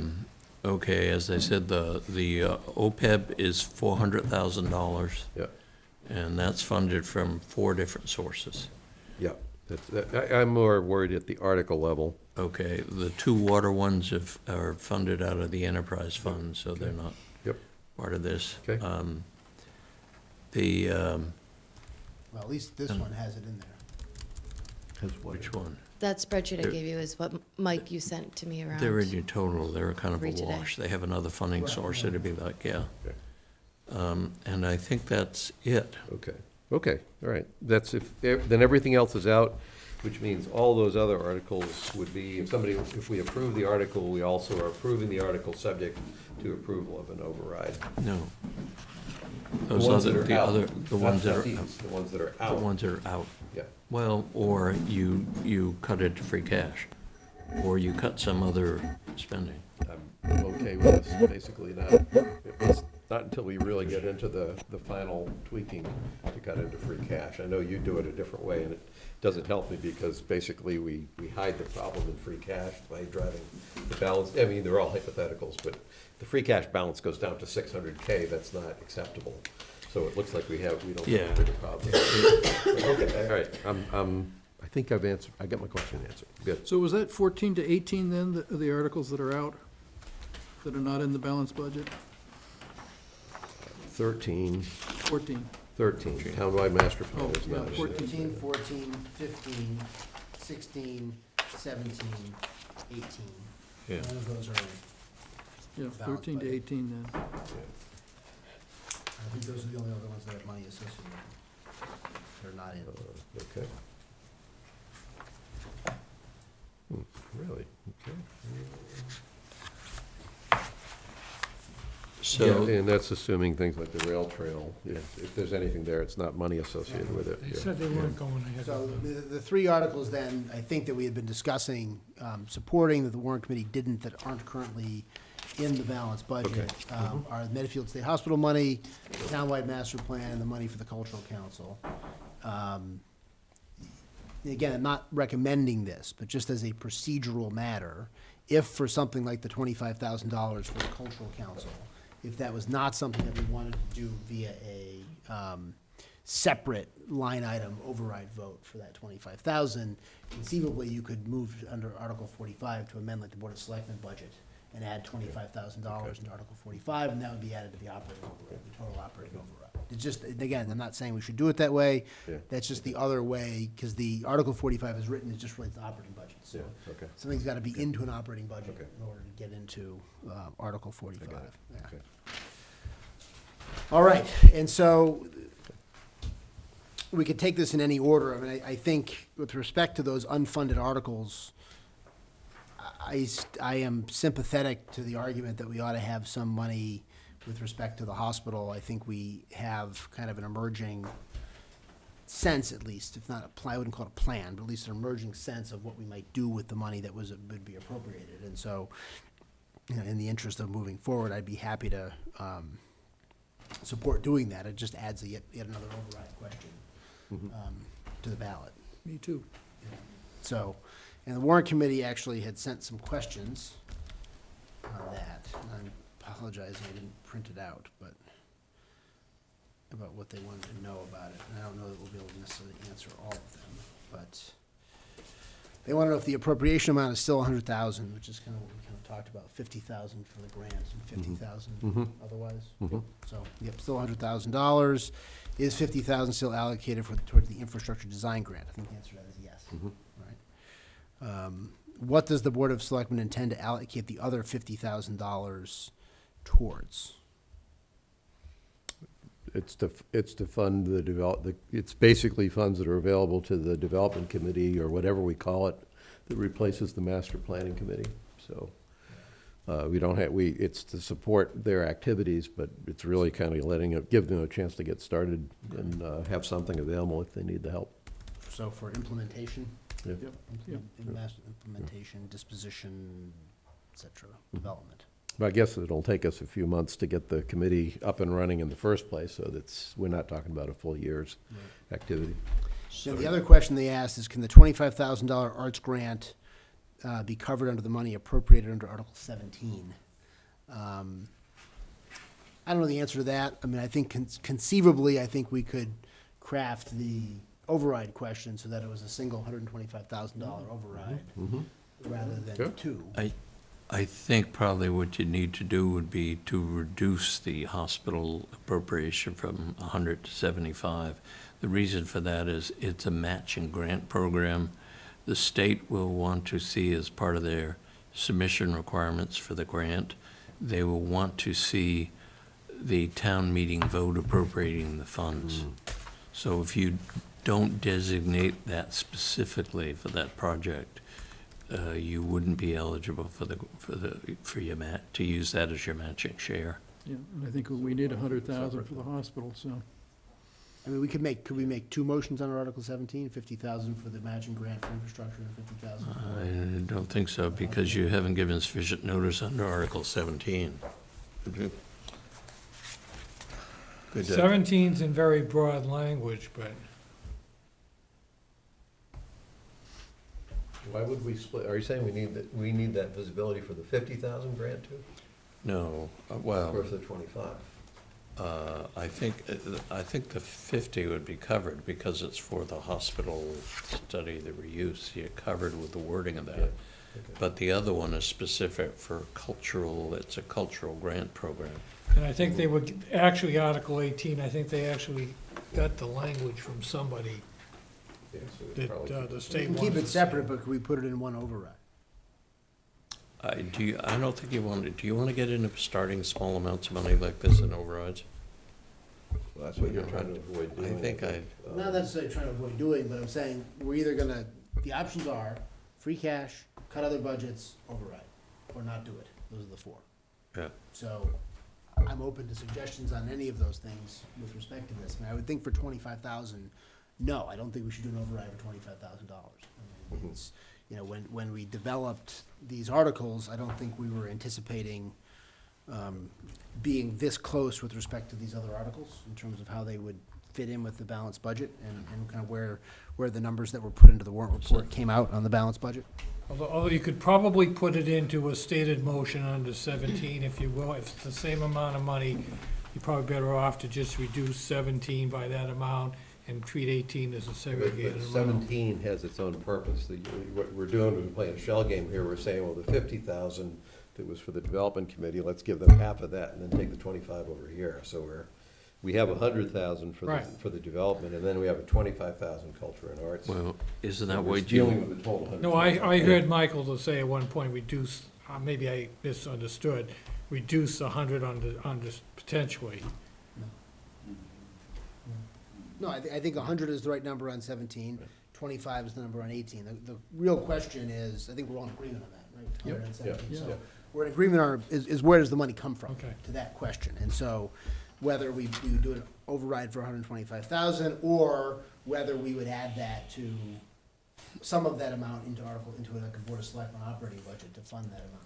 So What- two things. Which I think First, would be copacetic. yeah, two things. The specific appropriation you're talking about to qualify for the grant, is that the appropriation at the town meeting, or does it have to also be the election, the approval of the override? They want to see authority. There'll be all kinds of it's backup gonna be the election. documentation It'll be to the show that election. there is it'll be authority. both. It'll be, because the appropriation doesn't exist until the election is Okay. passed, if you do Okay. it that way. So you give them both results, if that's the way it goes.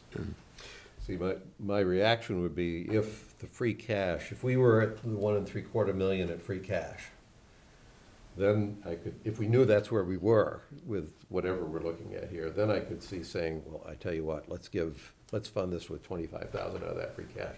If we're at 900,000 out of free cash, then it's a totally different kind of a story, so. That Maybe could- we Well- come back to that as the last thing to figure out how to get money to. The free cash, to bring your free cash up to 1750, with the overrides, you need to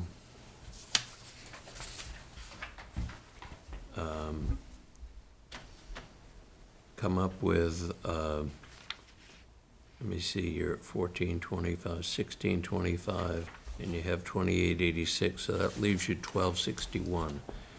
So you need 400 and, This is the balanced budget? this is the balanced budget, yeah. So to get to the 1750, you need to add to the 1261 until it comes out to 1750, so that's what, 439,000? So, So your okay, override. so right now, so my point is across all three of those scenarios, they shouldn't be different. The balanced budget should be the one that's pegged free cash at wherever we've decided to peg it. I think what you're saying, Mike, is that based on that, we're 500K short of hitting a 1750 target for free cash. Yeah. I could live with saying that's where we want to get it, but we're going to target 1.5 million for free cash. And if we, in the one article that I thought we could get it to you would be to say, so what's the last article is always 500K, what if it's not? But actually that doesn't help us because we're adding to the levy. If we didn't make it 500K in the final article, all we're doing is we're throwing the money onto the levy and you still have the problem, if I'm following it right. Correct. I mean, I think if I'm following what you're saying, Gus, I mean, part of the issue here is that when the balanced budget that was, when we had put these together, we had said the free cash level should be $1,750,000 in all three scenarios. Right, right. Along the way, in between that decision that we made and the preparation of the warrant report, someone decided that $490,000 the free cash level in the balanced budget should be lower than the amount that we had directed. Okay. And so there's an extra usage of free cash in the balanced budget scenario Right. to prop up some of the other operating budgets. So in both of the warrant committee and schools budgets, then you get back to the $1,750,000. And so at these two override amounts for the warrant committee budget and the schools budget, these override amounts get you to $1,750,000 in free cash at the end of the year. Under the warrant committee, school budget at 4% and the school budget at 6.16, they both leave us with $1,750,000. Really, the operating budgets under the balance scenario should be lower than they are, than what was put into this report from where it stood. Well, the free cash for the balanced budget is a very simple calculation. You take the free cash at July 1st, subtract the free cash you're appropriating at town meeting. No, you take your total revenues and you subtract from that your total expenditures. And you come up with a figure that the amount of free cash you need to use to balance the budget, Right. plus the 200,000 that you use for free cash for other uses, which is for the OPEB. Right. So you add those two figures together, and that comes up to 1625. You take the 2886, which is the free cash of July 1st. You subtract the 1625, and that's where you get the 1261. Yeah, no, we got No that. debate about that. We got that. Yeah. There's no confusion about that. The issue is that the operating budgets that are in the balance scenario are too high to get us to a free cash level of $1,750,000 in the balance budget. The operating budget or the special articles. So No, the special articles are the same across all three. I can live with that. And Yeah, here's- but you could increase the free cash by cutting your budgets or by cutting the special articles. Right. But there's not much left in the special articles in the $3,691,000 that we can reasonably cut. I can live with that. And so what we're basically doing here is in any override, any operating override option that the taxpayers are voting for, we're gonna restore free cash. Part of that override is gonna be, you pay for everything that gets us to free cash where we want it. If the taxpayers are so concerned about the taxes and the costs that they say, we aren't going to approve anything that's an override. This is a terrible year for us to do this. We're tightening our belts and we want a balanced budget. I think it's appropriate for the town under that kind of if that's the feedback from the taxpayers, I think then it's appropriate for us to say, and we'll actually dig deeper. That's the kind of a situation where free cash is there to help in a severe bump. I would say if that's the taxpayer's judgment, that all they're willing to do is approve a balanced budget with no overrides, I can see how it would be appropriate to decide to commit more free cash in that kind of an austere situation. So if they pick option A, I can see free cash winding up at $1.25 million. If they pick any other option, though, part of that override is to get us to where we really need to be. Well, you're now considering $225,000 or $275,000. You're talking $150,000, $250,000, $275,000. I'm not sure what you're saying.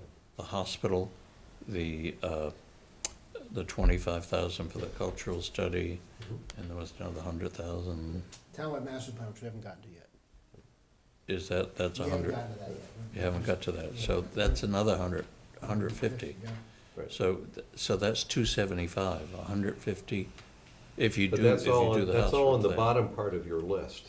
Yes, but if you, let's say, under your scenario, the town turns everything down, all the overrides down, and you decide you want to fund those additional 3 articles for 275, that comes out of that 1261 free If cash they turn it balance. down, we don't fund it. No, you're saying they turned down the overrides, you didn't say they turned down the articles, appropriating the articles. I think well, I mean, but if it turn, it's kind of like the same question I was just asking. Well, if they approve an article that is subject to an override, There's and no- the there's- override doesn't pass, it's the end of story. It Yeah, goes away. that's It right. goes away. Yeah, but the ones you're talking about, those 3 articles, you're not necessarily talking about doing them as an override. I don't think you want to We add don't 3, want- are you talking about adding 3 more overrides? Yeah, except, well, I don't know, we're trying to figure out how not to have to do that for $25,000. I think you're gonna have 7 overrides on the Because, ballot. and I'll tell you why you're gonna have to do it that way, and I got this question last, at the COA public information session. People say, if I vote for this override with this amount of money for this item, I do get to confirm my vote in the election, right? It's not just, we put it all in a big bubble and, somebody votes for one thing and somebody votes for another, and then I don't know who figures out who actually gets the money. So that basically, yeah, that's exactly what people will need to do on each one of these, is to be able to vote on whether or not they want each one of these items to be approved. I don't even know why I think that's if you hard. put too many overrides on the ballot, everything goes down. People see a whole list of, we're already up to $3 million in overrides. Yeah. Uh, Well, if everything passed, yeah. If everything passes, My with the calculation is, I think, 6.16%. 1040 is where I want. Let me give you, I've been sitting here while you guys are talking, doing some quick calculations on what happens to the tax rate under these different It's scenarios. $1,000 for 3 million, and you can do this. It's about $1.03 for the zero, the balanced budget scenario. $1.03 increase. It's a $1.40 for the 4% increase, school budget increase, and it's around $1.67 for the 6.16% increase. So that's the range, you're talking $1.03 to $1.67. Is that last one, that includes all those other articles? Because Yes, there was one that sheet you had includes that the all. worst case was like That includes all the overrides $3.2 on million. here. If everything that was out there was passed, it would be like a $3.2 million override, and it would be about $1,000. Yeah. It'd be a 10% increase on your real It's estate right tax. there. If you Yeah. add the Council on Aging, that would bring it up to about Yeah. 3,200. Or if you added these other Yeah. items you're talking about, that would Yeah. bring it up to Yeah. about 3,300, 3.3 million. And it's like a 10% increase in taxes if all of it kind of went in there. Yeah, well, let's say, round it to $1.70, your tax rate is 17.03, that would be just Right. about 10%. Well, I mean, I think it sounds like us, with respect to the 25,000, that's one we hold to the end. Yeah. And that we can appropriate the if it passes the town meeting, appropriate the 25,000, we see where we are at the end of the night. Right. And if it turns out that the town meeting has endorsed a budget that would lead to $1,750,000 in free cash if everything went through, we could then say, we'll leave it at $1,725,000 and add the 25,000 to Right. that. Sure. Otherwise, I think because we craft the questions, conceivably, could we do those 3 articles subject to a one-time capital override? Call them the planning articles, the strategic articles, the non-tactical articles, and put the townwide master plan, the MSH money, and let's put aside the 25,000, the MSH money, and then the townwide master plan money in one override article for Yeah, long-term one-time planning. capital. One-time capital Yeah, I override, would think that's a single good way to hit, do it, yeah. and it goes away after a year. And for next year, MSH would figure out what we're doing with MSH next year. Either that or Could we Mike. do that, Mark, legally? What? Could we You can- combine the yeah. override questions on the MSH article and the townwide master plan article into a single override question on the ballot? Is that legal? You're saying they're all planning, Planning the articles for hospital, one-time capital override, cultural study, and $250,000. the master plan. I don't I know think why you're not. If probably- anything, that the purposes might be described as a little, So then I think in which That's case what they then, really are. right, and then in which case we would be doing the motions on Article 17, and I don't want to misstate the article number and have a sideline discussion on which number it is.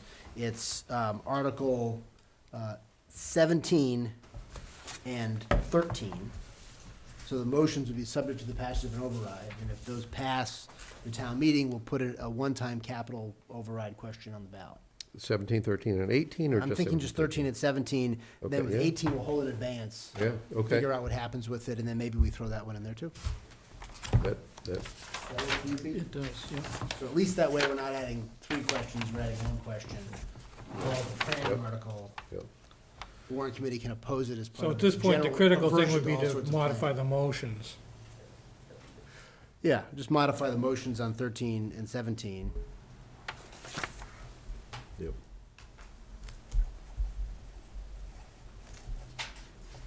And then we'll just see how things go with Yep. 18. We're gonna let them out. That makes sense.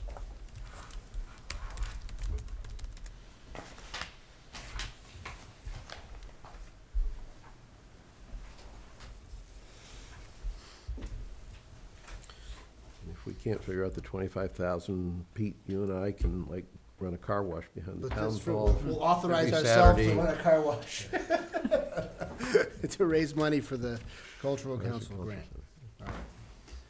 Okay. Good, And then, so I assume we're all in favor of 100,000 for the hospital? yes. Yep. We're in favor of 25,000 for Yes. for the cultural, and are we in favor of the townwide master plan as well? Yeah, Mike, can I ask you one, and this is only because I'm trying to find ways not to spend money.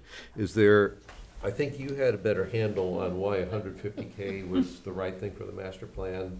And it's got nothing to do with anything, I'm just saying, well, should it be 100K? Or is there, do we actually know what the 150K is for, given that the chairman's gonna change and, I think that was the estimate that they got Okay. for a consultant to do a townwide master plan in 1 year.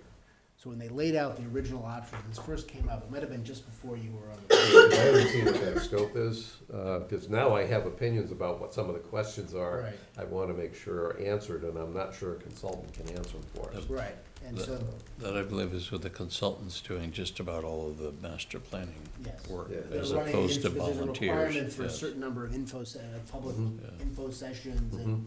and so the consultant runs the whole process.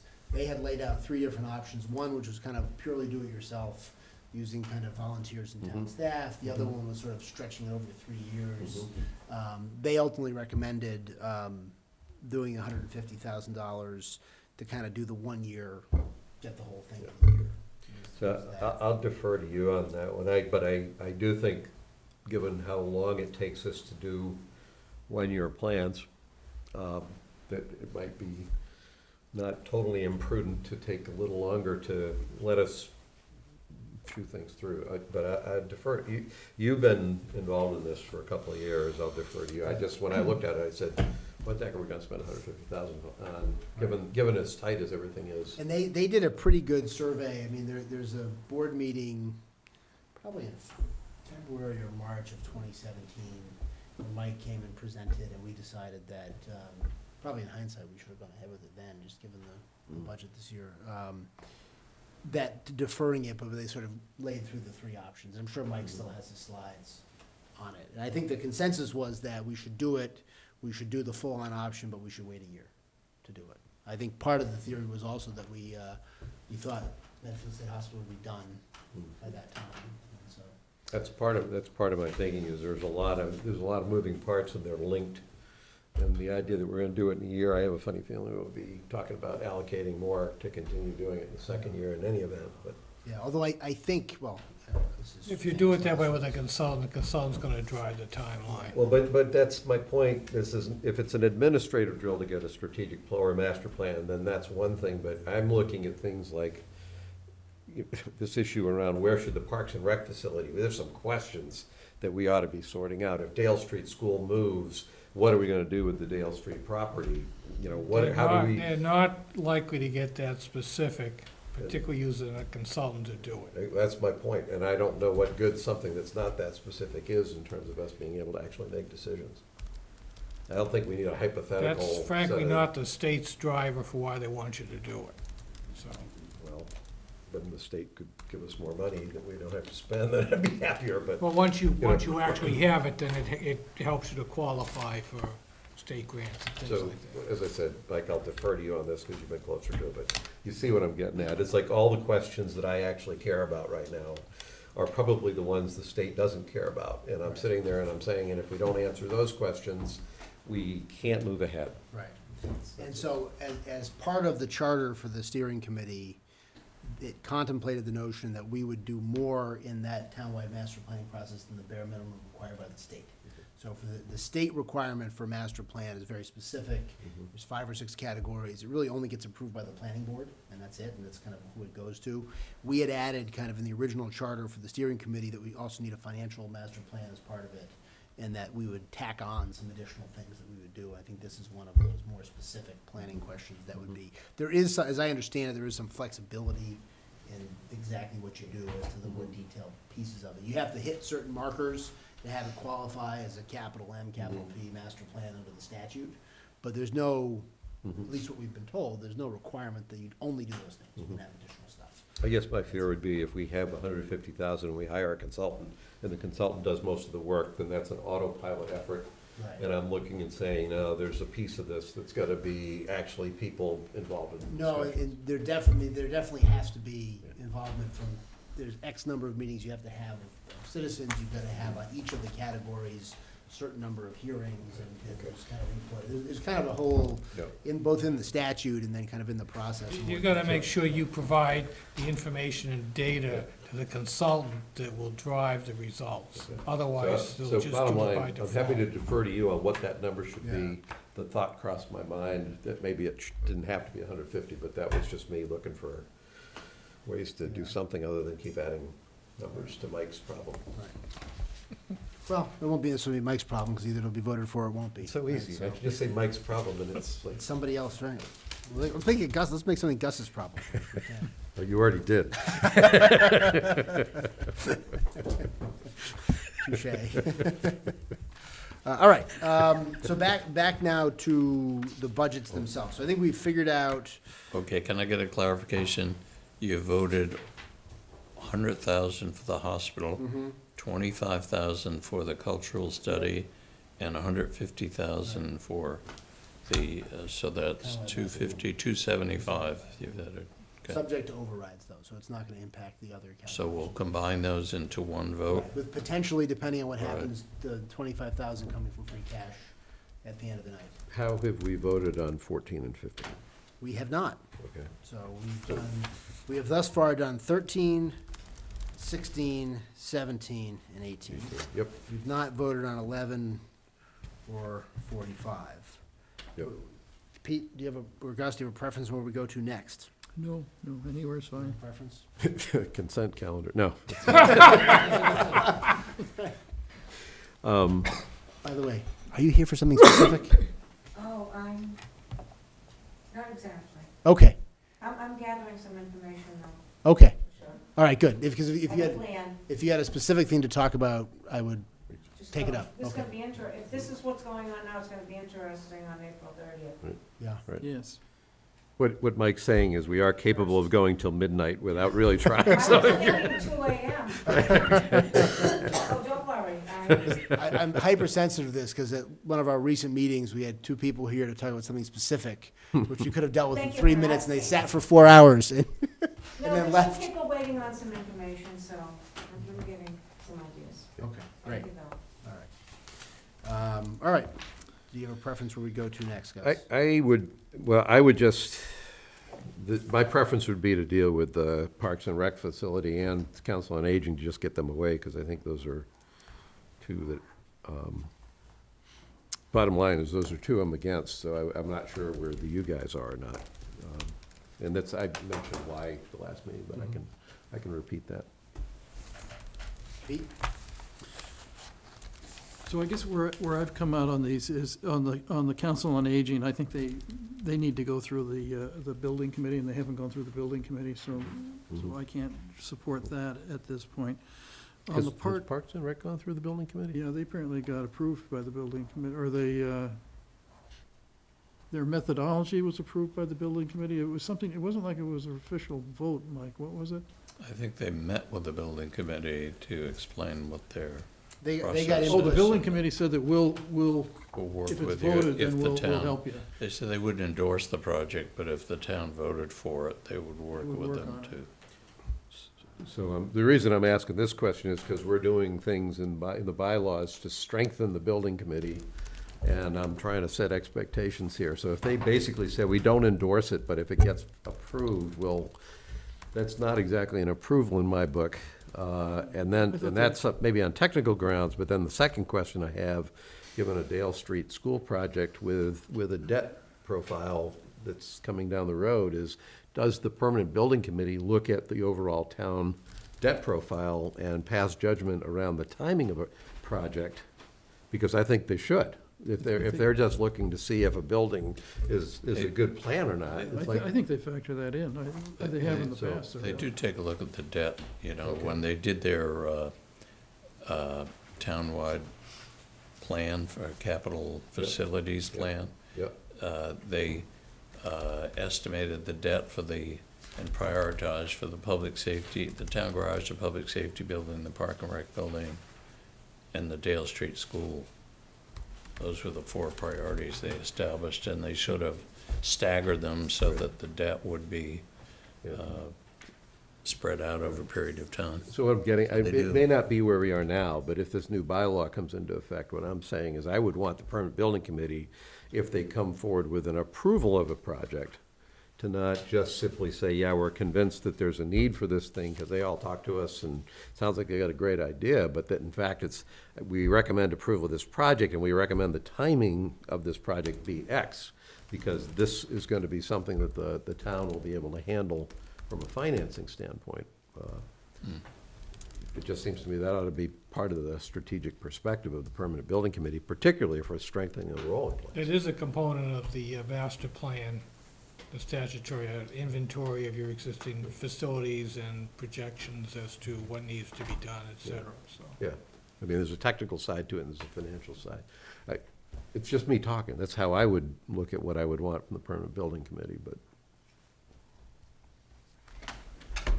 Well, ideally, I'd like the building committee to look at the park and rec proposal first, too. And I guess I come down on the point, there's no point in spending money on this unless you're gonna go forward with the building. That's, yeah.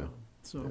So, and I made this point last week, but the park and rec funding for this plan, if I heard them right, was to do like a technical analysis of soil composition to figure out what's the right site. And I'm sitting there going, that's not the question. The question is Yeah, I don't really a think so either. strategic question of Yeah. which of, at least they had, I think they said they had 5 sites. I don't know what 5 are, but the 3 sites that immediately come to mind for me are gonna be at the hospital, they're gonna be down at the FAF Center, as you've mentioned, Mike, or it's gonna be down at Wheelock. And the one thing they didn't pick up on that I think you raised as an idea, Mike, was, well, maybe it's 2 facilities.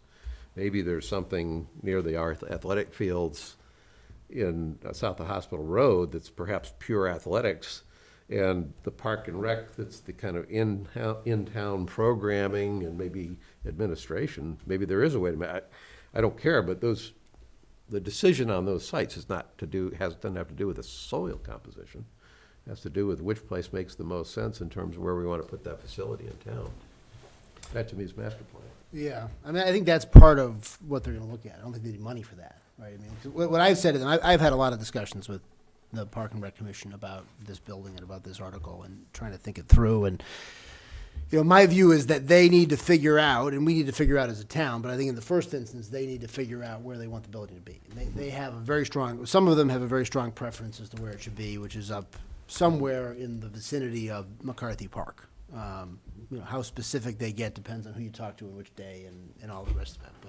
But generally speaking, mostly because of the camps they run up there, and also I think frankly because it's there and it's available and there's nothing on it right now. And well, it makes sense for them to have fields around their building. Right. I Work think with their programs. I think where I disagree with both of you is with the notion, I know people say this, and it just doesn't make sense to me, and I'm sure I'm missing something, but the notion that if you're gonna do a study, that you're then committing to actually building the building. And to me, then there's no real point in doing studies, right? You should do the bare minimum, and then, because you're just deciding we're gonna build the buildings. To me, the question in the long run of whether we're gonna build a new park and rec building depends a lot on where it's gonna be and what it's gonna cost. Because I think there is a cost, I mean, for some things that, you know, not to say you would spare no expense, but for some things that you have to do, the expense is sort of the secondary item. You need to do certain things programmatically. You have to have this, you know, for like a high school, for example. You can't just say, we're only gonna spend $22 million in the high school, even if it only fit half the number of kids that we have for 22 million, right? Park and rec building, to me, is closer to the notion that there's a certain amount that's reasonable for a town to spend on a park and rec building. And that's a judgment that, for some people, it's zero, and that's a legitimate position. For some people, it's higher or somewhere in between. And I do think that the total cost of the building certainly for me in the long run, will be a factor. I think they wanna do it as one. $5 million park and rec building, that probably makes sense. $15 million park and rec building, doesn't make sense. And so I disagree with the idea that if you're gonna commit yourself, remember this came up in the context of traffic design for the corner of South Street and That may 27th. not be included. Spent $10,000 on a traffic study. Came back and, well, we spent money on a traffic study, so we really shouldn't have spent money on the traffic study if we weren't gonna build the intersection. But it was like a $800,000 prospect for the intersection. So, So I'm looking at it even different than you. It wouldn't be a Board of Selectmen meeting without me having at least one curveball. I am, and I've already told the Park and Rec Commission this a couple of years ago, I am fine with the town supporting, at the right time and in the right way, I'm fine with the town supporting the upfront planning and stuff that it gets to the point where we know what Parks and Rec wants to build. But my view is that when it comes time to construct Parks and Rec's building, it should be privately funded. I am not averse to the town deciding, because it's interested in having a Parks and Rec building, to come up with some form of partial funding at whatever level you're talking about that would be reasonable. But the issue I had was not primarily to hold taxes down, although that's a side benefit. But the issue I had was, in looking at what Parks and Rec has tried to do in the past, the building that the people who want a Parks and Rec building want is a bigger, more comprehensive facility than the building that the taxpayers in general are willing to pay for. So we always have this thing that the people who care have this thing, the people who pay have this thing, and you wind up either, you know, trading off or settling for something small, or you don't get something big, which is, in my case, when I got here 23 years ago, I didn't even have my youngest son born yet, I was told Parks and Rec was number 5 on the list, and now that young son is going into a senior at college next year, and there is no Parks and Rec facility. I'm looking back saying, you know, it would have been a whole lot better if the town had been a little scrammier with taxes and gone to the Parks and Rec in 1995 and said, look, you want a Parks and Rec facility? You raise the money for it. And I have a funny feeling that within somewhere in the last 23 years, we would have wound up with a facility. But nobody wants to do that, except that if we really want the facility I think the people want, I think that has to be at least a significant portion of the funding. yeah, so I'm not averse to that at all. I mean, I'm in favor of this article. I think that given the amount of time that has passed, and it's been number 5 on the list forever, this is one of those planning things that at some point, it just sort of becomes a fish or cut bait question on it. And so to kind of have it always be 5th is sort of pointless. And so you either got to decide we're going to move it along, or just tell them that, look, you're not, at some point, the FAF Center is going to become uninhabitable, at which point you're really not going to have a building, and so you should make plans accordingly. There's never going to be a year where you're going to look at this and say, this is the most important thing we're doing this year, so we should do it. They want to go ahead this year. I had, in the course of discussions I've had with them, I have suggested this wasn't the year to do it. I do think we got to make that decision at some point, and I have no objection to saying, look, you got to fund some amount of it. You know, if we say the reasonable amount to fund is X, and you want X plus Y, you got to raise the Y yourself, and I have no aversion to that. And I don't know if they'd have an aversion to it in the long run. But I do think at least taking the first step to try to figure out, because I don't think there's an unlimited number of sites, and that we can get closer to a location and what the basics would be of that location, and at least advance that piece of the ball. I think that's worthwhile. So I'm in favor. Just to continue, so Mike, had we just decided, look, let's expedite this decision and make the hospital road site the site, I would have been, this is a conversation we had a couple of months ago. I would have been okay with that, not because I knew it was the strategically most attractive site, but because any decision sometimes is better than no decision at all, and that's not a bad decision, and I would have gone there, but we didn't do that. I'm saying I don't think Parks and Rec is the body that should be deciding where the site should be, because I don't think the factors that will tell us where we want to put where we want to put this in town are driven off the kind of an analysis that Parks and Rec is going to do. I actually think we have to figure out where we want the Parks and Rec facility. I think they're good. Any one of them is a good option. I've heard great rationales for all of them, so it's not like I don't have a favorite. I just don't think they're going to come back after having spent $150,000 in a year and tell us, and this is where it needs to go, and we're all going to salute it and say, okay, I guess now we know where it needs to go. I think we're going to then say, gee, I wonder if that fits into our strategy. That's, I agree, and I will say, if this were to pass and they were to come back with a feasibility plan for one location, that would not be what I think they're gonna be doing. I mean, I think we should get what we got from the public safety building, which was 4 or 5 potential locations that were assessed. I mean, I think that's what the building committee folks have said to them, you should do, and come back with that number of locations. And then that's certainly what I would like to see. 'Cause I'm with you, I don't know, one, it's not just their decision. And two, I don't know, if you could build a $5 million building one place and a $12 million building the other place, that's a factor too. And so I do think some of this preliminary feasibility work would be helpful, in the same way that I thought the study they did last year around some of the economics was helpful, and I think we'll have some legs long-term, just understanding potentially what revenue would be generated for that building that they could commit to contributing to the cost of the building. I think that was a useful exercise on their part. so you've help me understand what the $150,000 are going to do.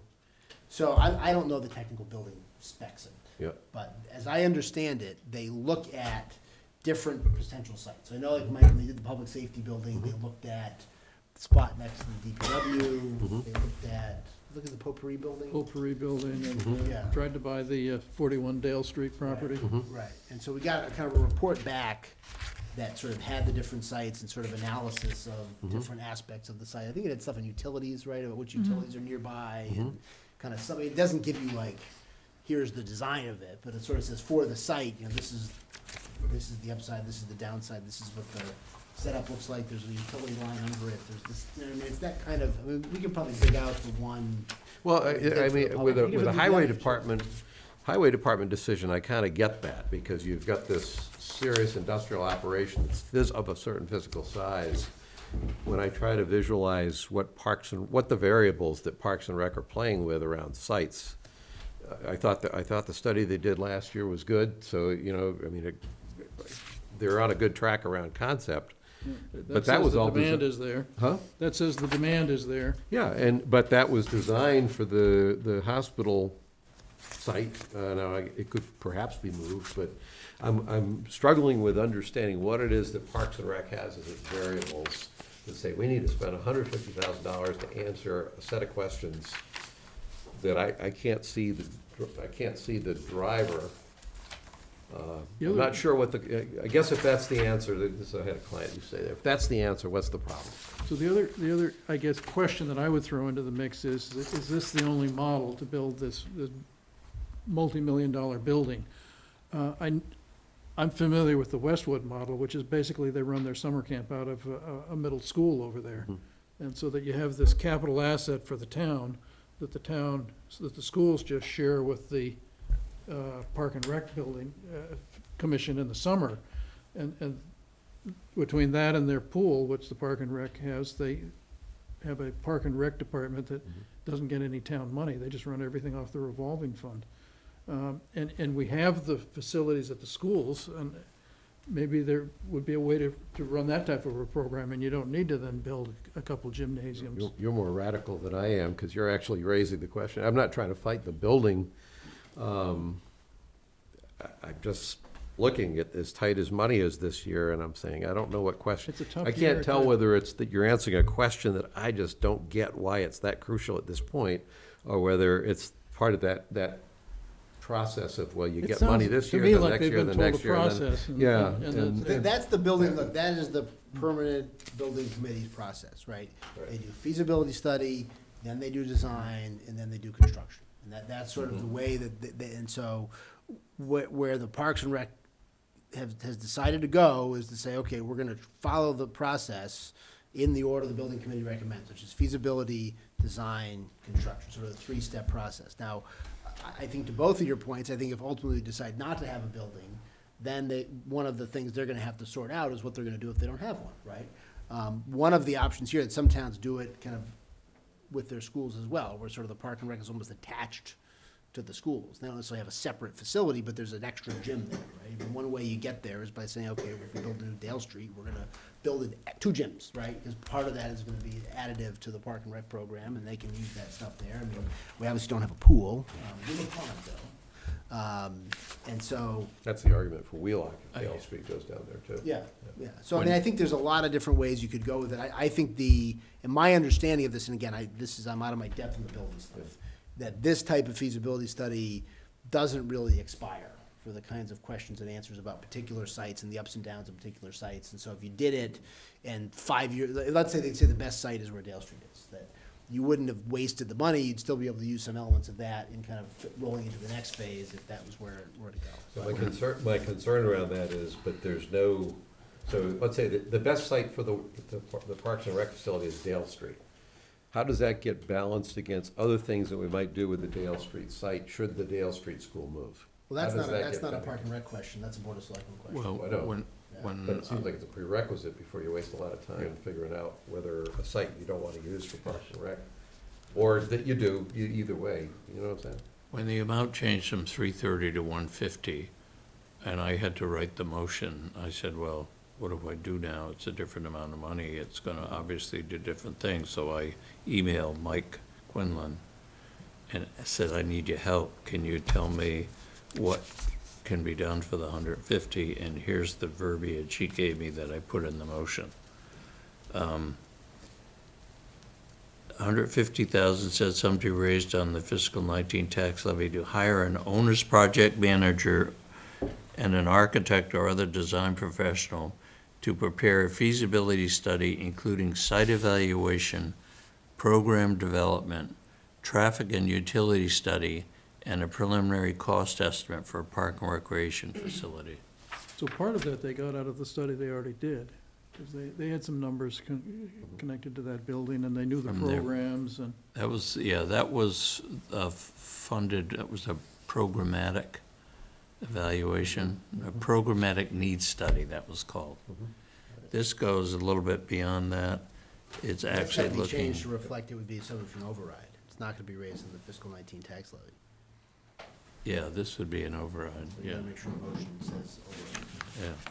Plus, it's a feasibility, you have an architect, you have an owner's project manager, and that's really a site selection, or is it a? Well, it's a combination. It says feasibility study including a site evaluation program, program development, traffic and utility study, and a preliminary cost estimate. Because that to me is painting a picture of what a building built on a particular site is gonna look like. Yeah, and if that's what that is, then that's not what my understanding was the last time we talked a month ago. Last time I talked a month ago is that it was gonna be, the output was going to be something similar to what we got for the public safety building, which was 4 or 5, that kind of evaluation for 4 or 5 sites. I mean, Sharon, do you have? That's what we were presented at the warrant committee as well. What Mike says is that it's supposed to be, it's exactly what they did when they did the other buildings in town. It is the permanent building committee's process and recommendation, and they look at several sites, just as Mike's been describing. That's how it was presented to us. So the part that's still, I'm looking at moving parts and I'm looking at timing. So there's a Dale Street School that we're looking at different sites of where we're gonna put it. That could potentially be a factor in how we would evaluate the different sites of where we'd put a park and rec facility. Worse than that, if we go through this process right about the time we're ready to go to the third stage of the park and rec process will be the exact same time that we're looking at constructing a new school, perhaps. Or it could be a year ahead of time, which would be even worse. because we'd be committing on the lesser capital asset before we lock in the greater capital asset. And that's my concern. You got this big thing moving around that seems like it would have an impact on what is and isn't feasible. Same debate happened in our meeting. Yeah, okay. And it, admittedly, I was trying not to add cost when I thought the master plan should have 150K. I said, no, this is a set of strategic issues, and it's the master planning committee that should deal with those, not a set of technical issues that the Parks and Rec group, and none of my comments have to do with me trying to torpedo an ultimate Parks and Rec facility. I just think this is miserable timing. Yeah, no, it's not great timing. Yeah. My preference would be if that they wait a year, but they've chosen not to, and so if they're gonna go ahead with that, I do favor ultimately some sort of replacement funded somehow for, and I think because these planning things take a lot longer than maybe they should at the outset, I think every time you push something off, it's not just pushing off a year. We're definitely doing it next year, because every year is a bad year. There's no good year. We have structural budget issues that are not going to improve, and so Here's my argument. for some of this stuff, you sort of just gotta fish or cut bait on it. They wanna go ahead with it. If there's no vote on this, I think that kind of tables this for a while. You take it off the list of something you gotta worry about. And they've chosen to do it that way. I do ultimately favor a replacement for the FAF, so we'll let them sort it out at town meeting. In my case, at this point, I'm opposed to this, but Pete? I guess I would be opposed to it at this point, too. Okay. I suspect none of us will be saying anything about it at town meeting, but that's where we are. like, are you for it? I'm for it, yeah. 15, I'm against that one. I am as well. Senator, Me too. okay. So it's, okay. That was easy. Okay.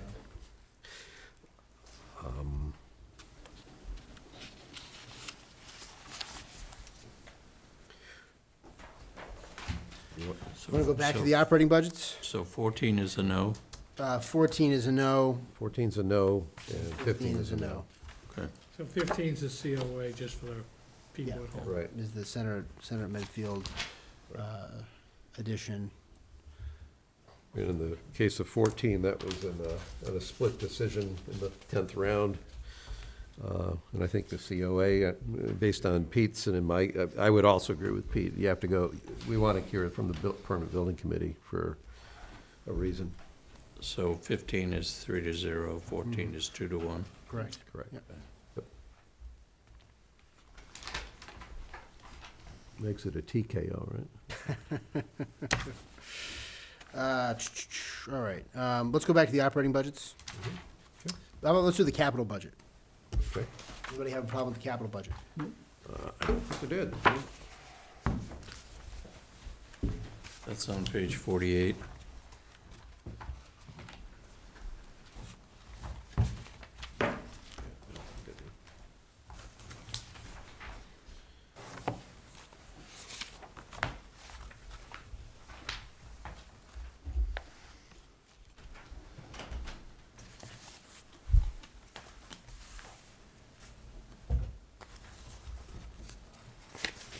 I'm against it, but we always allocate $5,000 for the Conservation Commission land acquisition. Yes, Is that a- there is was that a asked, pool?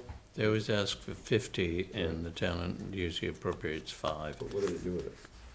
It can only be used to acquire land, and so they build it up, and in case a piece of land comes on the market, at least it gives them a start to.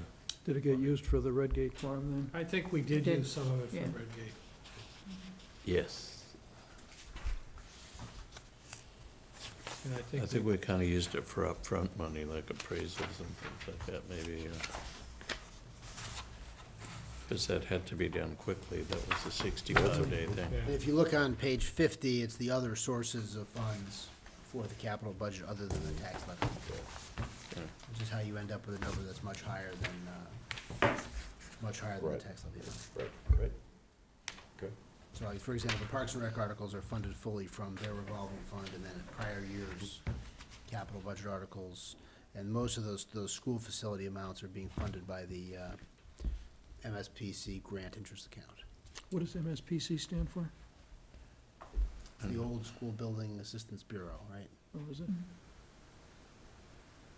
Unfortunately, we were hoping to have the middle school boiler repair, but the boiler money from the Wheelock hasn't come in yet. Hasn't come in yet.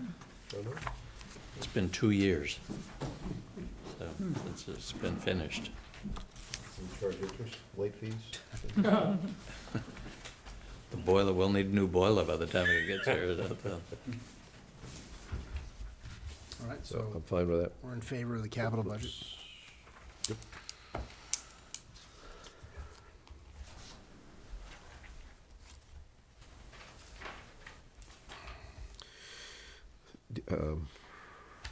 Let's do the operating budgets, and then Okay, yep. hopefully we can zip through some of Okay. the other ones. So that's a yes? Yes on the capital budget, yep. Operating budgets, Pete. So I guess I would, my ideal would be the 4 point, whatever it was, 8.6. But since that doesn't seem to be even on the list of options at the moment, I would go along with the warrant committee, 4% at the moment.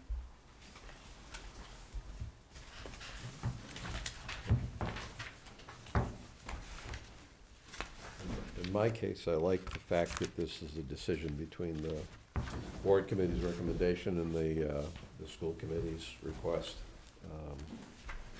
And the Certainly. balanced budget.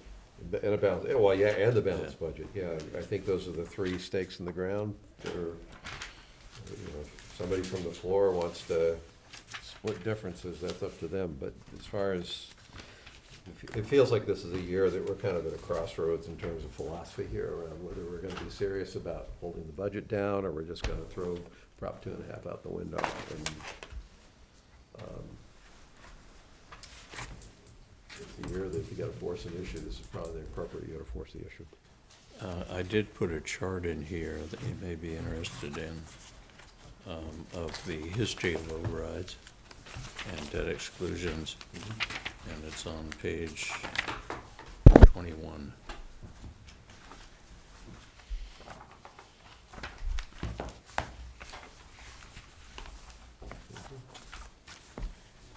So far, the town has, since 1981, has voted 6,592,000 in overrides. And the debt exclusion, it goes up and down because it's debt service and it disappears, it comes on when you issue bonds, it disappears when the bonds are paid off, so. But you can almost tell what was happening 2005, 2004, we peaked, and that was when the school construction, the 56 million was going on. Then it was dropping until the last couple of years when the town garage and the public safety building came on, it picked up again, and now it's dropping again. So. And for what we built over those last couple of years, given the interest rate environment, even though it went up, it's like, we got a lot of leverage out of that. Yes, yeah. That three-school project, in retrospect, is just amazing. You wouldn't get one school for it today for what that. Well, plus the state reimbursement was 63%, I think, which is That not helped available too, today. yes, yeah. And we got very good interest rates on them, and then Georgia refinanced to get even a lower interest rate, so. It's better the way they do it now. The way they used to do it, you had to spend all the money, appropriate the entire cost of the project, the town did, and then you couldn't get any reimbursement until the project was finished. So it's like maybe 5 years into the project, you were paying 100% on your own before you got the reimbursement. And then the reimbursement came in. Now, what they do is you only borrow the town share. That's the good news. The bad news is they went from 63% reimbursement rate to a 40% reimbursement rate. And the price of a school went from $52 million for a high school to $50 million for elementary school. I was talking to someone the other day, and I said, the cost estimate for the Wheelock is $50 million, and they said, I'm not sure that's gonna be enough. It just boggles your mind. Yeah.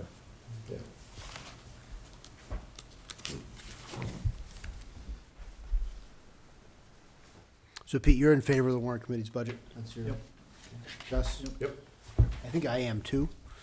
I like the one that the superintendent was willing to go along with, the 4.86, but since that's not on the table. Yeah. You know, kind of in thinking about this, I mean, the reality is, there's sort of a couple of ways to do it, and I think I am still open to the notion of trying to reach some sort of longer-term budgeting agreement of some kind or solution of some kind, because none of these things are, we say it's a bad year, it's a bad year. It's not really a bad year, right? I mean, there's just sort of structural factors in the taxes that we're permitted to raise and the costs of the services that were either required by superior governments to provide or that are desired by parents in the school system. And I think you're right, Gus, when you say sort of you got to come to a head and say, you know, what is it that you want, right?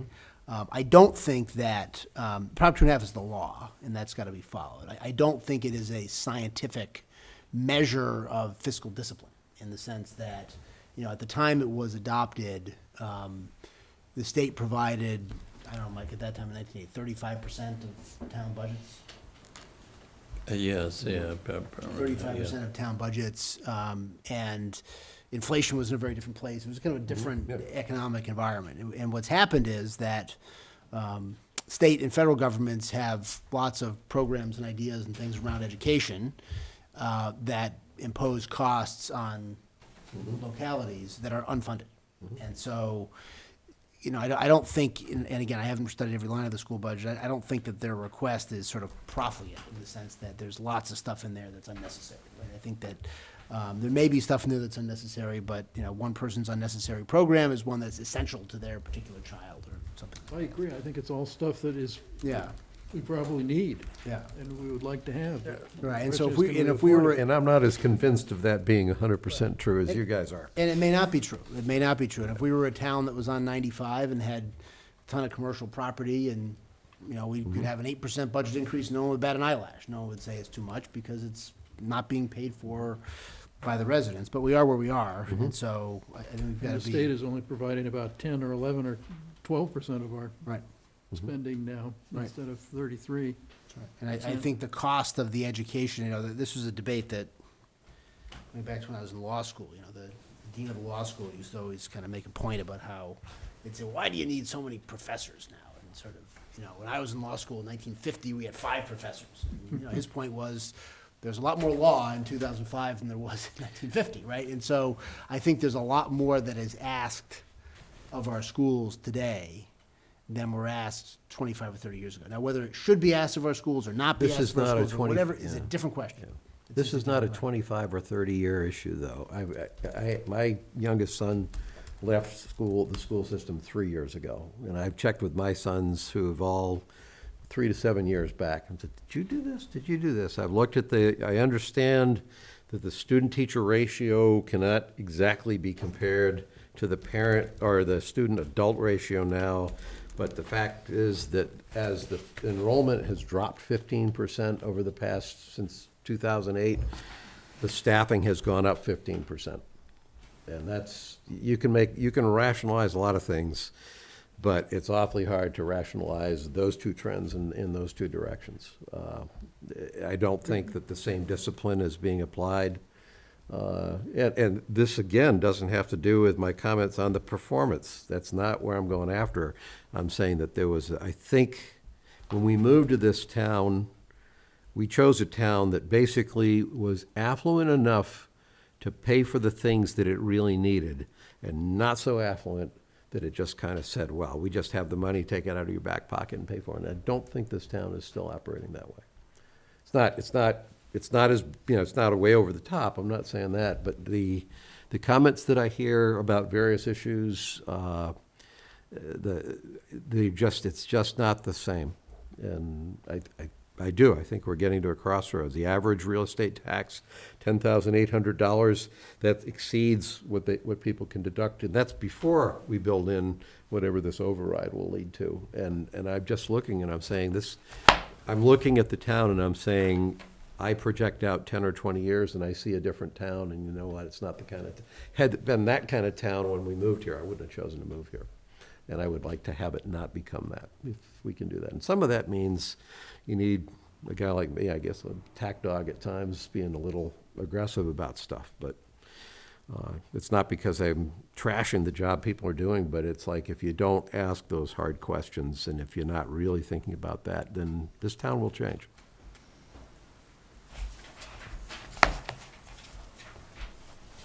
That's a relatively short soapbox. Okay. So anything else on 11 or 45? Looks like we're all in favor of the warrant committee budget. Yep. In the combination of 11 and 45? Which, you're talking about the balanced budget? No, the warrant committee budget, which is the combination of 11 and 45, a 4% increase in the schools, and the additional numbers for the town budgets that's reflected on page 15, 16, and 17, Article 45. Okay, but you want to do it under the two articles? That's the way it's set out in the warrant. So under Article 11, you're recommending the balanced budget? Yep. And then under Article 45, you're recommending what would bring it to the 4%.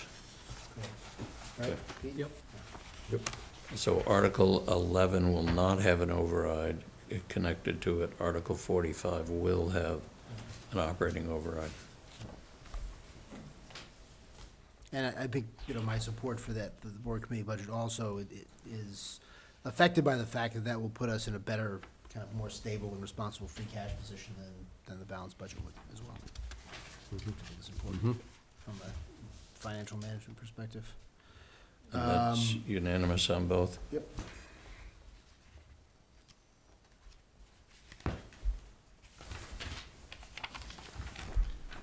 That's what was that amount, Mike? It's the 406, that makes 45 what? The what? 460? 460, 531. Okay. Yeah. The total operating override amount is 950 in that.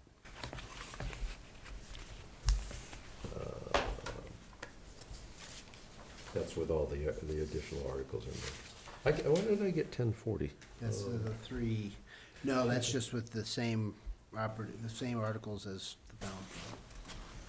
Oh, I know why, because of 15K. Anyway, that one's just the 460. Okay. Does anyone want to debate any of the items on the consent calendar or articles? Should we look at the senior housing series? Like, is there anything we need to? Yeah, Mark can fill you in on that. Mark and I met with Tony Santori the other day, and he put together a motion for Article 20. It's very Which is like 23, it's just it's a non-binding recommendation. He basically wants the opportunity to get up and make his pitch, and he'll do it under Article 20, and the pitch is gonna be that the selectmen should consider affordable senior housing on Lot 3. On lot 3 or lot 1? Lot 3, And then they're gonna dismiss 19, 21, and 22. Right. they'll wait, everything else will go away, and he'll just make his spiel.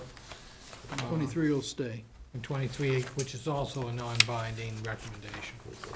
I'm against all of them. I think we have a plan going forward with respect to the overlay district, which he knows, I met with. Right, him he about knows, it. he understands, I think that's why, he just wants the floor, he wants the opportunity to get up and make the pitch. So it's, which one did you say was Stan? 20, 20, and then 23, the warrant committee supports, so they'll make a motion in favor of, on 23. Yeah, I was against all of them as well, but again, it was either because they were inconsequential or they were overcome by events, and that's fine. Okay. So, what was the vote on that now? Pete, do you have a different view on any of those? I'm not gonna vote on the Lot 3 one. Ah, okay. Yeah. Yep. And on 23, I guess I hadn't been thinking about that one, so let me just consider for a second.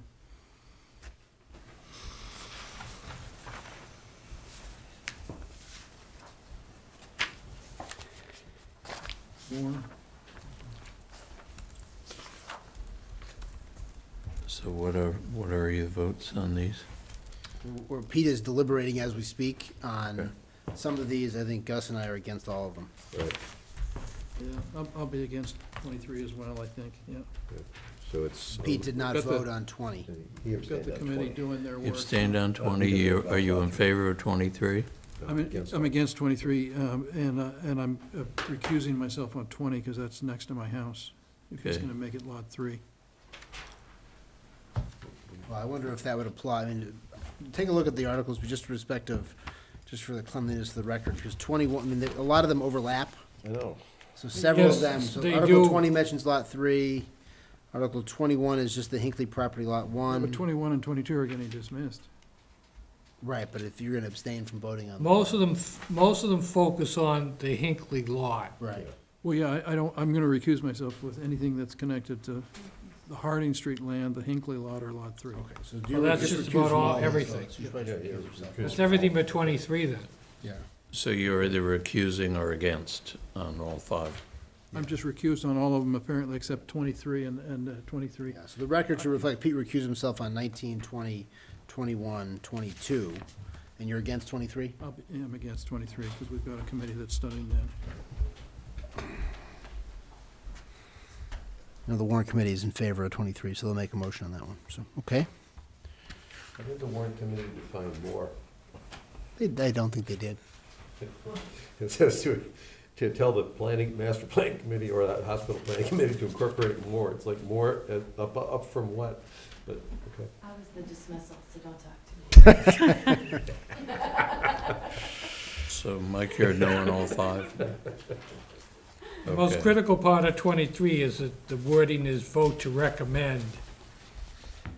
So you don't even get beyond, that's what made it totally non-binding. That's the only reason Yeah, I, it's, I don't think any of these, I'm not against any of these because I'm against the underlying sentiment that's driving them. It's just that it's like either they're overcome by events, right. we're already doing it, or Right. So were you no on all I was 5? a no on all 5, yeah. Okay. All right, so going back to, Without math. I No do, if you without want to math. have it for your own reference, this is a summary that the Warrant Committee liaison prepared in response to discussing all these articles with me. And it summarizes each one, so if you just want to, if you want to have that for your references. all right, going back, there's 2 through 8, consent calendar. Anybody want to talk about anything in the consent calendar? Nope. Assume we're in favor of those. Yep. Number 9, fixed salaries and compensation of elected officers. It's the town clerk. Yes. And so I'm informed that the town clerk may be raising an issue with respect to her compensation, which I'm pleased to speak about on behalf of myself. And The compensation so, articles. subject to that Elected particular officials, salary, I'm fine with the other ones. I mean, I don't take the $900, but I suppose we should leave it in there for a future selectman member who might take it. So it can be my contribution to free cash once again. Thank you, Mike. Yeah, you can count that. So we only got to come up with 24,100 now for Gene's cultural council amount. So you'll be speaking on that, and, Yeah, I don't have to speak necessarily from the Board of Selectmen. I'm going to speak with respect to Okay. that compensation On the issue, town if the clerk's town salary. clerk raises the compensation issue. So I would say I'm currently undecided on 9. I'm fine with 10. When you say, help me out, you're undecided on 9 for what reason? Um, As it stands? As it stands, and I think that the town clerk is going to request that her salary be increased. I don't think if it's going to be changed from what it is, it shouldn't be an increase. our committee's recommending 1% for the town clerk. Yeah, I mean, I don't, you know. So I'm prepared to support the warrant committee's recommendation on that, but what I was trying to understand is, I think it's fundamentally a part-time position. oh, so you're And, actually against the. I'm willing to support it status quo. Yep. If the status quo is status quo, we're gonna have a town meeting and hopefully shift that to an appointed position, and I think Right. that'll be dealt with in the future. So I would leave well enough alone. I think it's fundamentally, if we're gonna have a debate about compensation, it's fundamentally a part-time position, so, which is, would command less than $71,000, so. So where are, I'm just keeping score for the, so I'm okay with it. You're basically not in favor of it, if I hear you. I would vote present on the current recommendation, and if there's no discussion of it, I'm not gonna get up and oppose it and move to amend it. If it is opened up, I will weigh in with my view that I think it's a part-time position. Okay. And So Pete, the compensation reflect that it's a part-time position. And Peter, you okay with this article? Yeah. so 2 is okay and 1's present. Subject to the nature of the discussion, but again, I'd be speaking for myself. I Yeah, wouldn't be yeah. speaking on behalf. Yeah, yeah. Okay. Article 10. 10, the personnel plan. I read it. It certainly looks like a lot of numbers. Looks, you know. You agree with all those numbers? My God. I mean, my eyes passed over the numbers. I can't say that I absorbed them in any great detail or could tell you what a grade 30 person at step 7 would be paid next hourly. I'm pretty sure it's the warrant committee's job to go through that part in detail. Right. I usually get stuck reading that one. Yeah. Yeah. No changes so far this year, so we're good. You're welcome. I may want to weigh in on the grade 20 police matron, potentially, but we'll see. I would be careful. Just saying.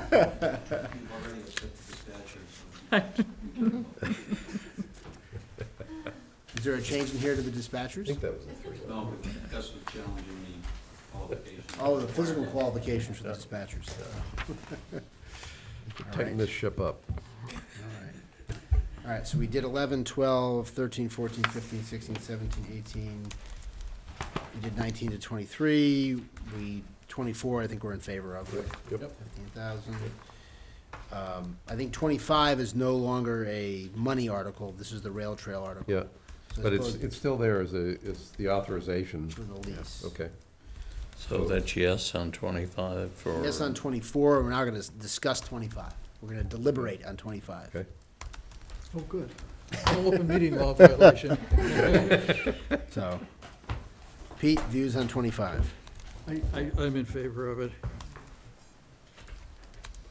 Same here. Same, once I was satisfied that the liability insurance issue had been, I would not be in favor of it even now if there's not a provision to get that liability insurance, but I'm not saying that, I'm not insisting that there be funding for that on this year's article. So to the extent we approve the article and authorize whatever's needed, I'm in favor of it. I understand why we are not about to approve any funding for it on this year's budget.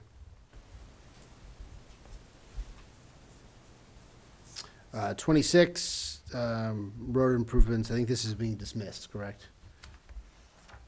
Was this, Yeah, there's no money in that. It wouldn't hurt to pass it. All it does is authorize you to apply for grants and.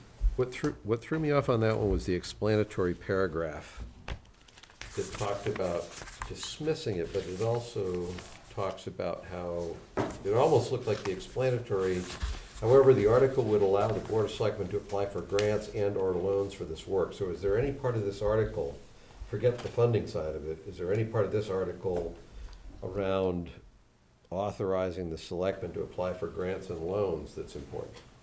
My understanding is that it will come up again next year. They're not ready yet, and they're not sure which grants they want or how much they want, so it will return. Yeah, and apparently, and they have absolutely no plans to try to do anything this year then. That is Okay, correct. that's fine, so dismiss. It's okay. Okay. That's a no. Okay.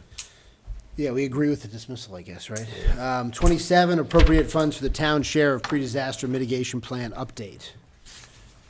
I'm in favor of that. Yep. Oh, yeah. Right, I think this is one we're required to do anyway, so. Yep. Article 28, which is this the dog article? No. No, this is the treasurer's. Oh, the shall Basically, annually. This is basically because of municipal modernization, it's just an update of the bylaw. I'm okay with that. I'm okay with Me that. too. Mike has something you wanted to say? No, I was just gonna say, if you read the explanation, I think that pretty well tells you what can be done under it. 29, the sidewalk easement at South in Metacomet. This is the one that was built last year?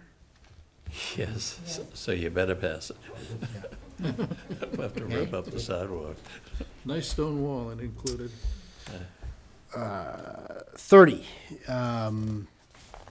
This relates to the Reineman, is this the Reineman property? Reineman, Right. yeah. Right. And so you're gonna recuse yourself? I have to, I think I should, they're neighbors across the street, I mean, I'm in favor of it, I think I need to, just because I know them, they're diagonally across the street from us. So, you know, I had no issue with this, and then I got an email from the Water and Sewer Board, and they said they hadn't looked at this and hadn't been consulted on this and haven't had an issue with it. This is It's something. it's not being used at the present, and it's non-usable, because it's only a 3-foot wide easement. So, but on the other hand, it's making the lot essentially unbuildable, because it goes right across the middle. So this is simply authorization to negotiate a win-win situation whereby we get a wide enough easement to be usable and a location mutually agreeable, which frankly, is 2 of the 3 you probably understand anyway. The owner of a burdened estate, in the absence of exclusionary language, can relocate an easement unilaterally anyway. So, I mean, I guess it would just be, I mean, you know, it all makes sense to me, just given the capital planning and whatnot that the Water and Sewer Board does with respect to this stuff. I think I'd at least want their view on whether this presents a problem for them at all. I mean, I understand that it's an authorization for it. I don't know if they have a chance to meet or what have you before Monday. That would be my only, and I have no real problem with it. Neighbor emailed me this morning and sent that map, and that shows roughly what's being proposed. Yeah, no, I remember looking at this. so one neighbor doesn't want it moved to that property line because it'll impact mature trees. He's afraid it would, if you put the pipe in there, it would disrupt the, you know, Root rip system. up the roots of the trees. But this doesn't say exactly where it would go, does it? No, that would be done at their expense.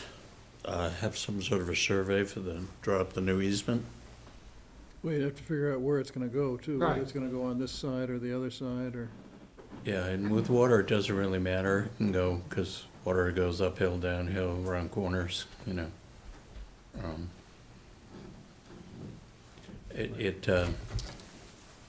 can we get there through the public streets as well? We probably can.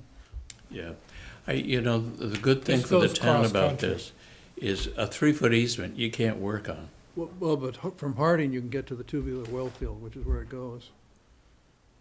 You could, you know, someday, 50 years from now, it might be nice to have it. Yeah, yeah. And you'd have a 15-foot easement instead of a 3-foot easement, so at least we're getting something in return for giving up the easement through the middle of their property. So as a matter of full disclosure, I have to tell everybody that Charlotte Reineman gave me a bag full of tomatoes once, Oh, when I was jogging by her house, and As she. long as they were worth less than $50, you're all And she and I set. stopped and had a conversation years ago, because it was back when I was running longer distances, and she brought a full bag of tomatoes to my house. So the So I've always tomatoes, liked her. the tomatoes were in the bag when she handed them to you, they weren't just flying through the air at you, okay? in the interest of full disclosure, I took over as town accountant my 3rd week on the job from Charlotte Reineman's father, Oh, Les Howlett, so. And here I'm recusing myself just because I live across the street from her. Mike, you're on your own. I mean, it sounds to me like it is a win-win situation, as Mark says, so Yeah, so I would just want to get the Water and Sewer Board view I think that's a great idea. on it. And certainly before we negotiate anything, we'd want them to weigh in as I don't think it'll ever be built in our lifetime anyway, so it's not. It doesn't sound like Water and Sewer wants to go there with their new well. I mean, Mo's been I- involved as far as, I responded, I sent a long email to Jeremy explaining what was done and telling him to read there's a pretty good explanation in the warrant report of that too, saying what's being done, so. So Article 31, transfer from the sewer betterments paid in advance to the sewer stabilization fund. Everybody in favor of that one? Okay, 32, ambulance revolving fund repayment. Yep. Everybody in favor of that one? Article OPEB, we're all in favor of that. Yep. Water enterprise fund for the iron manganese facility. Grudgingly in favor. Grudgingly? You're gonna miss the iron and the manganese? Yeah, I really like having it. No, it's the 640,000 that I'm gonna miss. Yeah. 35, which is the Mount Nebo water tower. Yep. Yep. 36, yet another reaffirmation, ratification of the marijuana rules. Yeah, I had a fairly lengthy phone conversation. Carol Reed called me today questioning why we needed this. And the short answer is that at the time we passed the legislation, it was very questionable whether we had authority to enact local legislation prohibiting retail sales. Subsequently, when the legislature tweaked the statute effective last July, they gave municipalities that authority.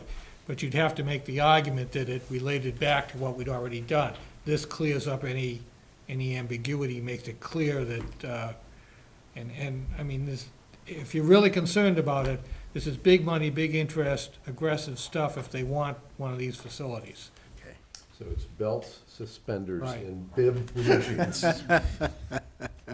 All right, everyone in favor On of the other hand, 36? if you need new revenues. 36, right, that's true. 37, the Permanent Planning and Building Committee bylaw. Yep.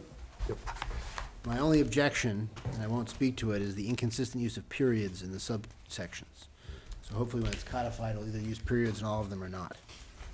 38, dogs. Yep. Heading in the right direction. Yep. Not enough, but All right. I'm in favor of dogs. Did- 39, Like a coyote?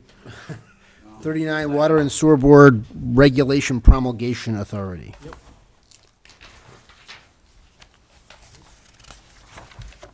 That just allows them to establish regulations and take enforcement action and prohibit and enforce the fines. It parallels what we've already done with the DPW for the transfer station and the cemetery commission, On Park and and Rec. Park and Rec. Okay, Article 40, the buffer zone, the vegetative screen bylaw yes, in here. the business industrial district, the RU district. That's just providing some flexibility from a design standpoint. Mm-hmm. We certainly want proposed plantings to thrive and fully mature while providing a long-term healthier vegetative screen. So I'm in favor of that. Pete? Yep. Gus? Yep. I always favor fuller vegetative screens. Article 41, special permit for multifamily dwellings. These are new criteria specifically. And it just states the criteria right there. huh? Right, the bold stuff.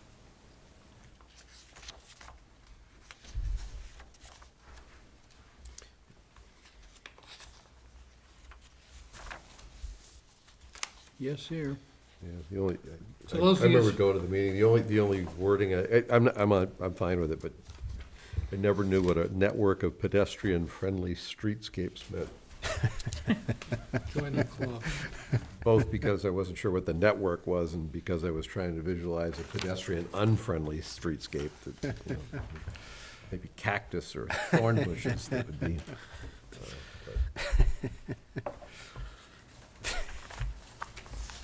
All right? All right. We'll go It's with the that yellow, one. maybe it's the yellow brick road. 42, Community Preservation Act. Dismissal, what is it, or I'm against it, but.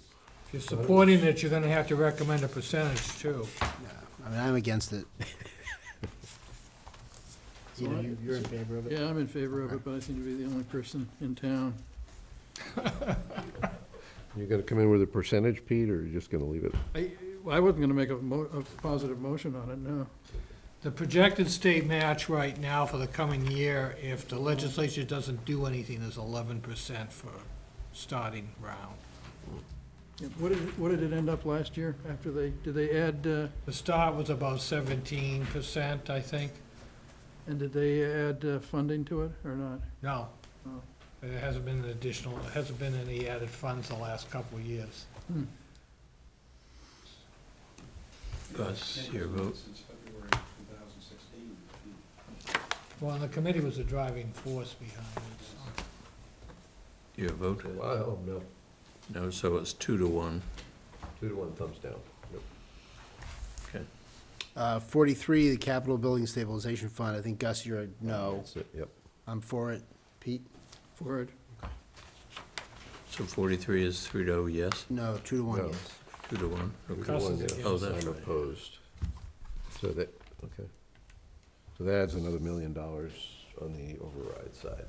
Yes? Yep. And 44,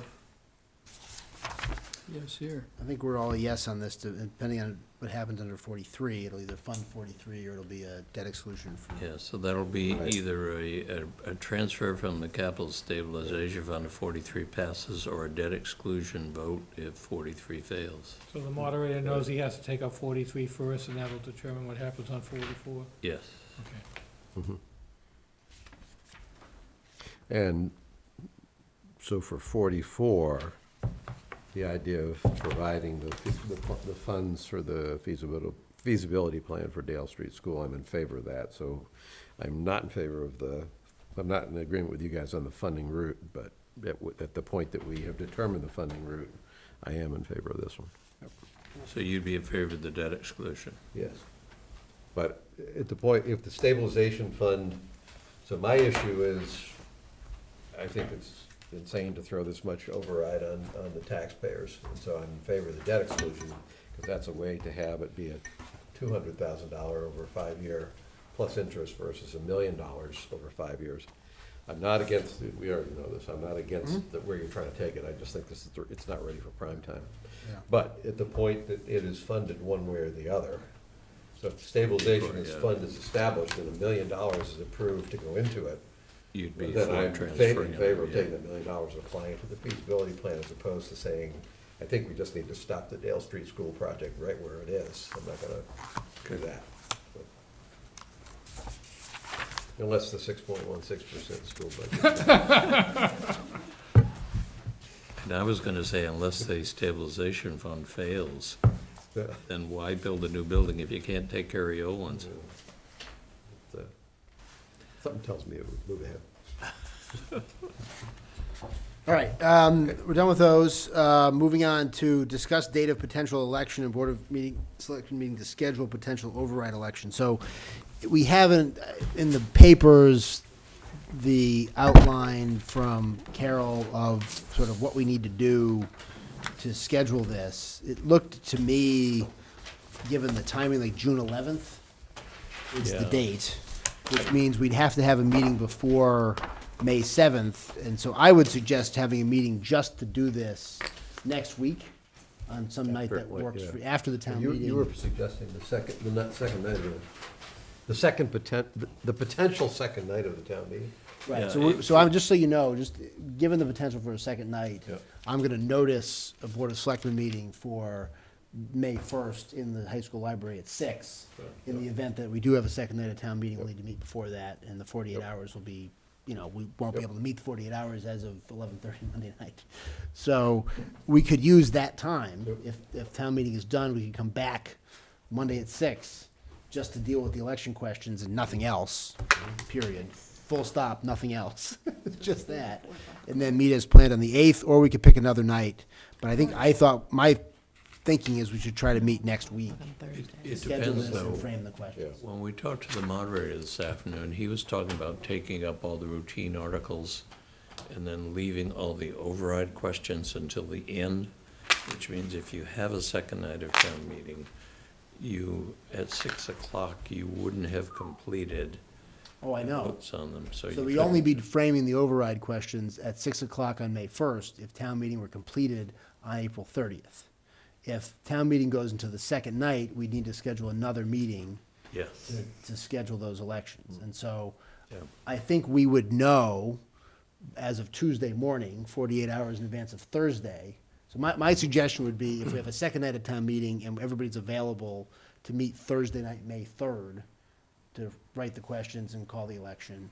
Otherwise, if town meeting is completed in one night, we can meet May 1st at 6 o'clock to write the questions, call the election, and get that done. Okay. Does that work? Yep. So we have an Affordable Housing Trust Board meeting on Thursday. So you're gonna notice the meeting for the second night for the library anyway? Yes. So no matter what, you would meet at the library that Well, we night. can cancel it, right? If you were posted, well, Right. So in other words, if we post it we'll put on the agenda override questions and election stuff just in case, or continuation of town meeting discussion. So is that Wednesday or Thursday? So 7 o'clock. Tuesday at 6 on May 1st. If town meeting is completed in one night, we'll meet in the high school library at Tuesday, May 1st at 6 o'clock to do the override questions and call the election. If we go Mike- into a second night of town meeting, we'll meet on May 3rd. What's the clarification? The town clerk had an issue with the vote had to be taken before 5 o'clock? Was that on a certain It's date? on the 7th of. On the 7th, it had to be done at 5 o'clock. Before the Okay. 7th and 18th. But I think, I don't know, does the town clerk need to be there for the warrant of selectmen to call the election? No, No, okay, because I think she's got a town clerk's conference and she's coming back. she just do needs the to election. follow up and do what she needs to do with it, Right. whatever timeframe. Oh, wait a minute, oh, that's later, that's for the election, Which that's was the nothing, price. yeah, next Never week will be mind. fine, yeah. Okay. So are you both available on May 3rd at 7 if necessary? Because we have an Affordable Housing Trust Board meeting at 7:30 that night. I think so, but let me check. And it shouldn't take hopefully more than half an hour.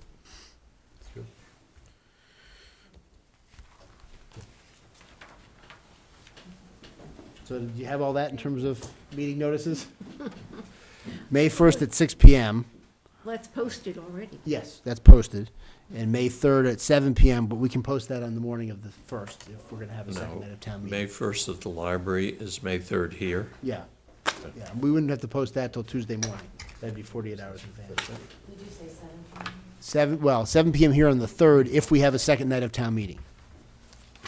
Lord willing, it'll be 6 PM at May 1st in the library. Now, is that the high school library or the town library? school library. High school library, Yeah, okay. because it's been noticed in case we need the meeting for a second night of town meeting. So,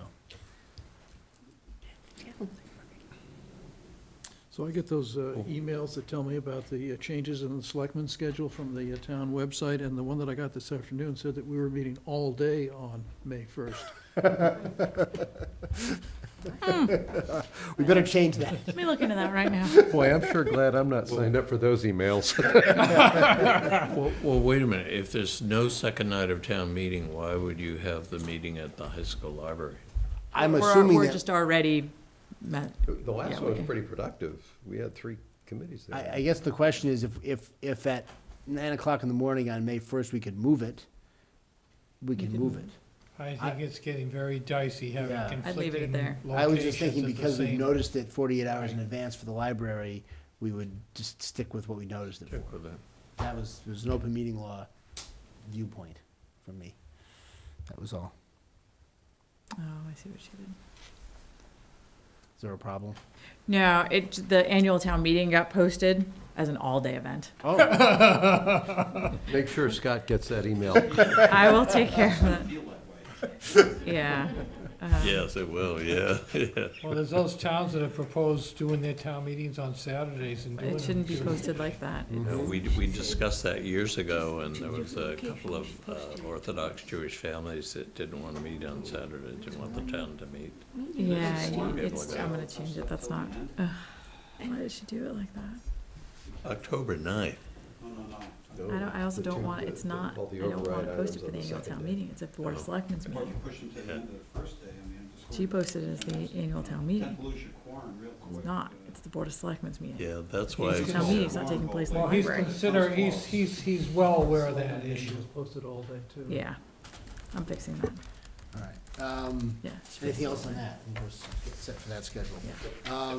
Superintendent of Schools Jeffrey Marsden requests the selectmen vote to authorize me to sign the Mass School Building It's Authority 6, document, right? initial compliance certification regarding Dale Street School.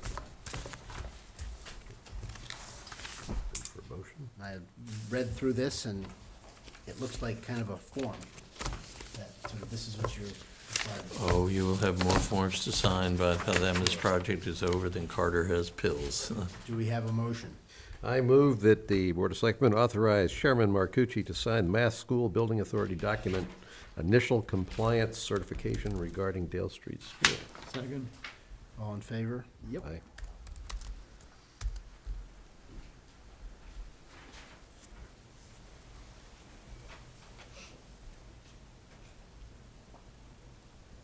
What is today, the 20? 24th. All right, who wants that? Mike, you want that? just keep it in here. Right, yeah. All right. Done. Facilities Director Jerry McCarty requests Selectmen vote to sign energy grant contract with Rise Engineering regarding the middle school building management controls and retro commissioning of HVAC. This is part of the $148,000 that we're getting from the Green Communities money. We finally got approval to spend it. So he's contracting, and they're gonna do the outside lights at the high school, middle school, and the town hall parking lot across the street, Pine Avenue. Change them all to LEDs, and then they're gonna do process controls at the high school, I believe it is, for the heating, HVAC systems. What's the value of it? $77,956. They're trying to spend down that 148,000 as fast as they can, because it's only after they spend that down that they can then apply for more Yeah, they DOER are. grants. Yeah. But you know, depending on the timing, they may miss this year. DOER was very slow in getting back to them about the things that they asked to do. Move that we sign the energy grant contract with Rise Engineering in regard to the middle school building management controls and retro commissioning of HVAC, funded out of the Green Communities Grant. Second? All in favor? Aye. Yep. It's funny, the Green Communities money you cannot spend on projects that generate energy. You can only spend them on projects that save energy. All right. So- Consent agenda. Any objections to the items on the consent agenda? Nope. Nope. We have a I motion. move that we approve the items on the consent agenda. Second? All in favor? Aye. All right. Selectmen report. Pete? Nothing. Yes. I've had a lot of my time taken up with getting ready for the ALS article. That's about, yeah. I was gonna say, that's about all I think I can report over the past week or so is, If you keep it up, you may need ALS. to be honest. we're It's landing the support. glider in a strong crosswind. Nothing from me either. 8 Mike? o'clock, 8 o'clock tomorrow morning, the moderator is having his usual walkthrough meeting for town meeting. If any of you around would like to attend, it's, he goes through the procedures and the sound systems and all the stuff. The superintendent and the custodians and the sound people are there At the gym? at the gym at 8 a.m. Yeah. Yeah, could I pick back up, actually? There's two things I should have said. One, we have the main public information session for the ALS article is tomorrow night at the Public Safety Building, starting at 7:30, which I already mentioned. And then the senior housing survey was mailed on Friday. I got mine in the mail today. I was talking to someone who got theirs on Saturday, so that'll actually be published in Patch, but those should be landing at everybody's house that's getting one, like this week, if they don't already have it. Oh, and Chrissy Rogers died today. Fred Rogers' brother. You know, the Nan Rogers down on, he'd been living, I think, over in Norfolk with his sister, so, but I think he's around 66. Anything else, Mike? Good. Anything? Nope. And informational, the copy of Mark's letter concerning the Rockwood Lane basketball hoop. Haven't heard back yet. Okay. Mark, can we have the executive session stuff? I didn't bring mine with me, so, Well, then I'm gonna say, as the chairman, I declare that the right, so Board of Selectmen is entering executive session for the purpose of discussing collective bargaining, because discussing an opening session would have a negative impact on the town's collective bargaining position. How did I do? right, Pretty good. close enough. The open session may, Well, it will, yeah, the open session will reconvene at the conclusion of the executive Yep. session. if for no other reason than to just Hope Cindy's adjourn. feeling better. To adjourn. Here, Bill. Hey, Sharon. Thanks for coming. Motion. I move that the Medfield Board of Selectmen go into executive session for the following purpose: to discuss strategy with respect to collective bargaining. If an open meeting may have a detrimental effect on the bargaining position of the public body, and the chair so declares, and that the open session will reconvene at the conclusion of the executive session. Second. Chairman Peterson. Yes. Chairman Marcucci. Yes. Chairman Murby, aye. 2 yes. Session, having voted to leave executive session, we have in front of us a draft memorandum of agreement with the Medfield Permanent Firefighter Association Local 4778. The union memorializing the negotiating terms of the amendments to, and additions to the new collective bargaining agreement. Do we have a motion to agree to sign this memorandum of agreement, subject to the signatures from the union and a couple of typographical corrections that should be made as well? I move that we sign the memorandum of agreement with the Firemen's Union, subject to their signing the agreement and subject to some corrections to finalize the wording of the agreement. I'll second that. All in favor? Yep. Aye. All right, do we have a motion to adjourn? I move to adjourn the meeting. Second? Second. All in favor? Aye. Aye. Just noticed one thing.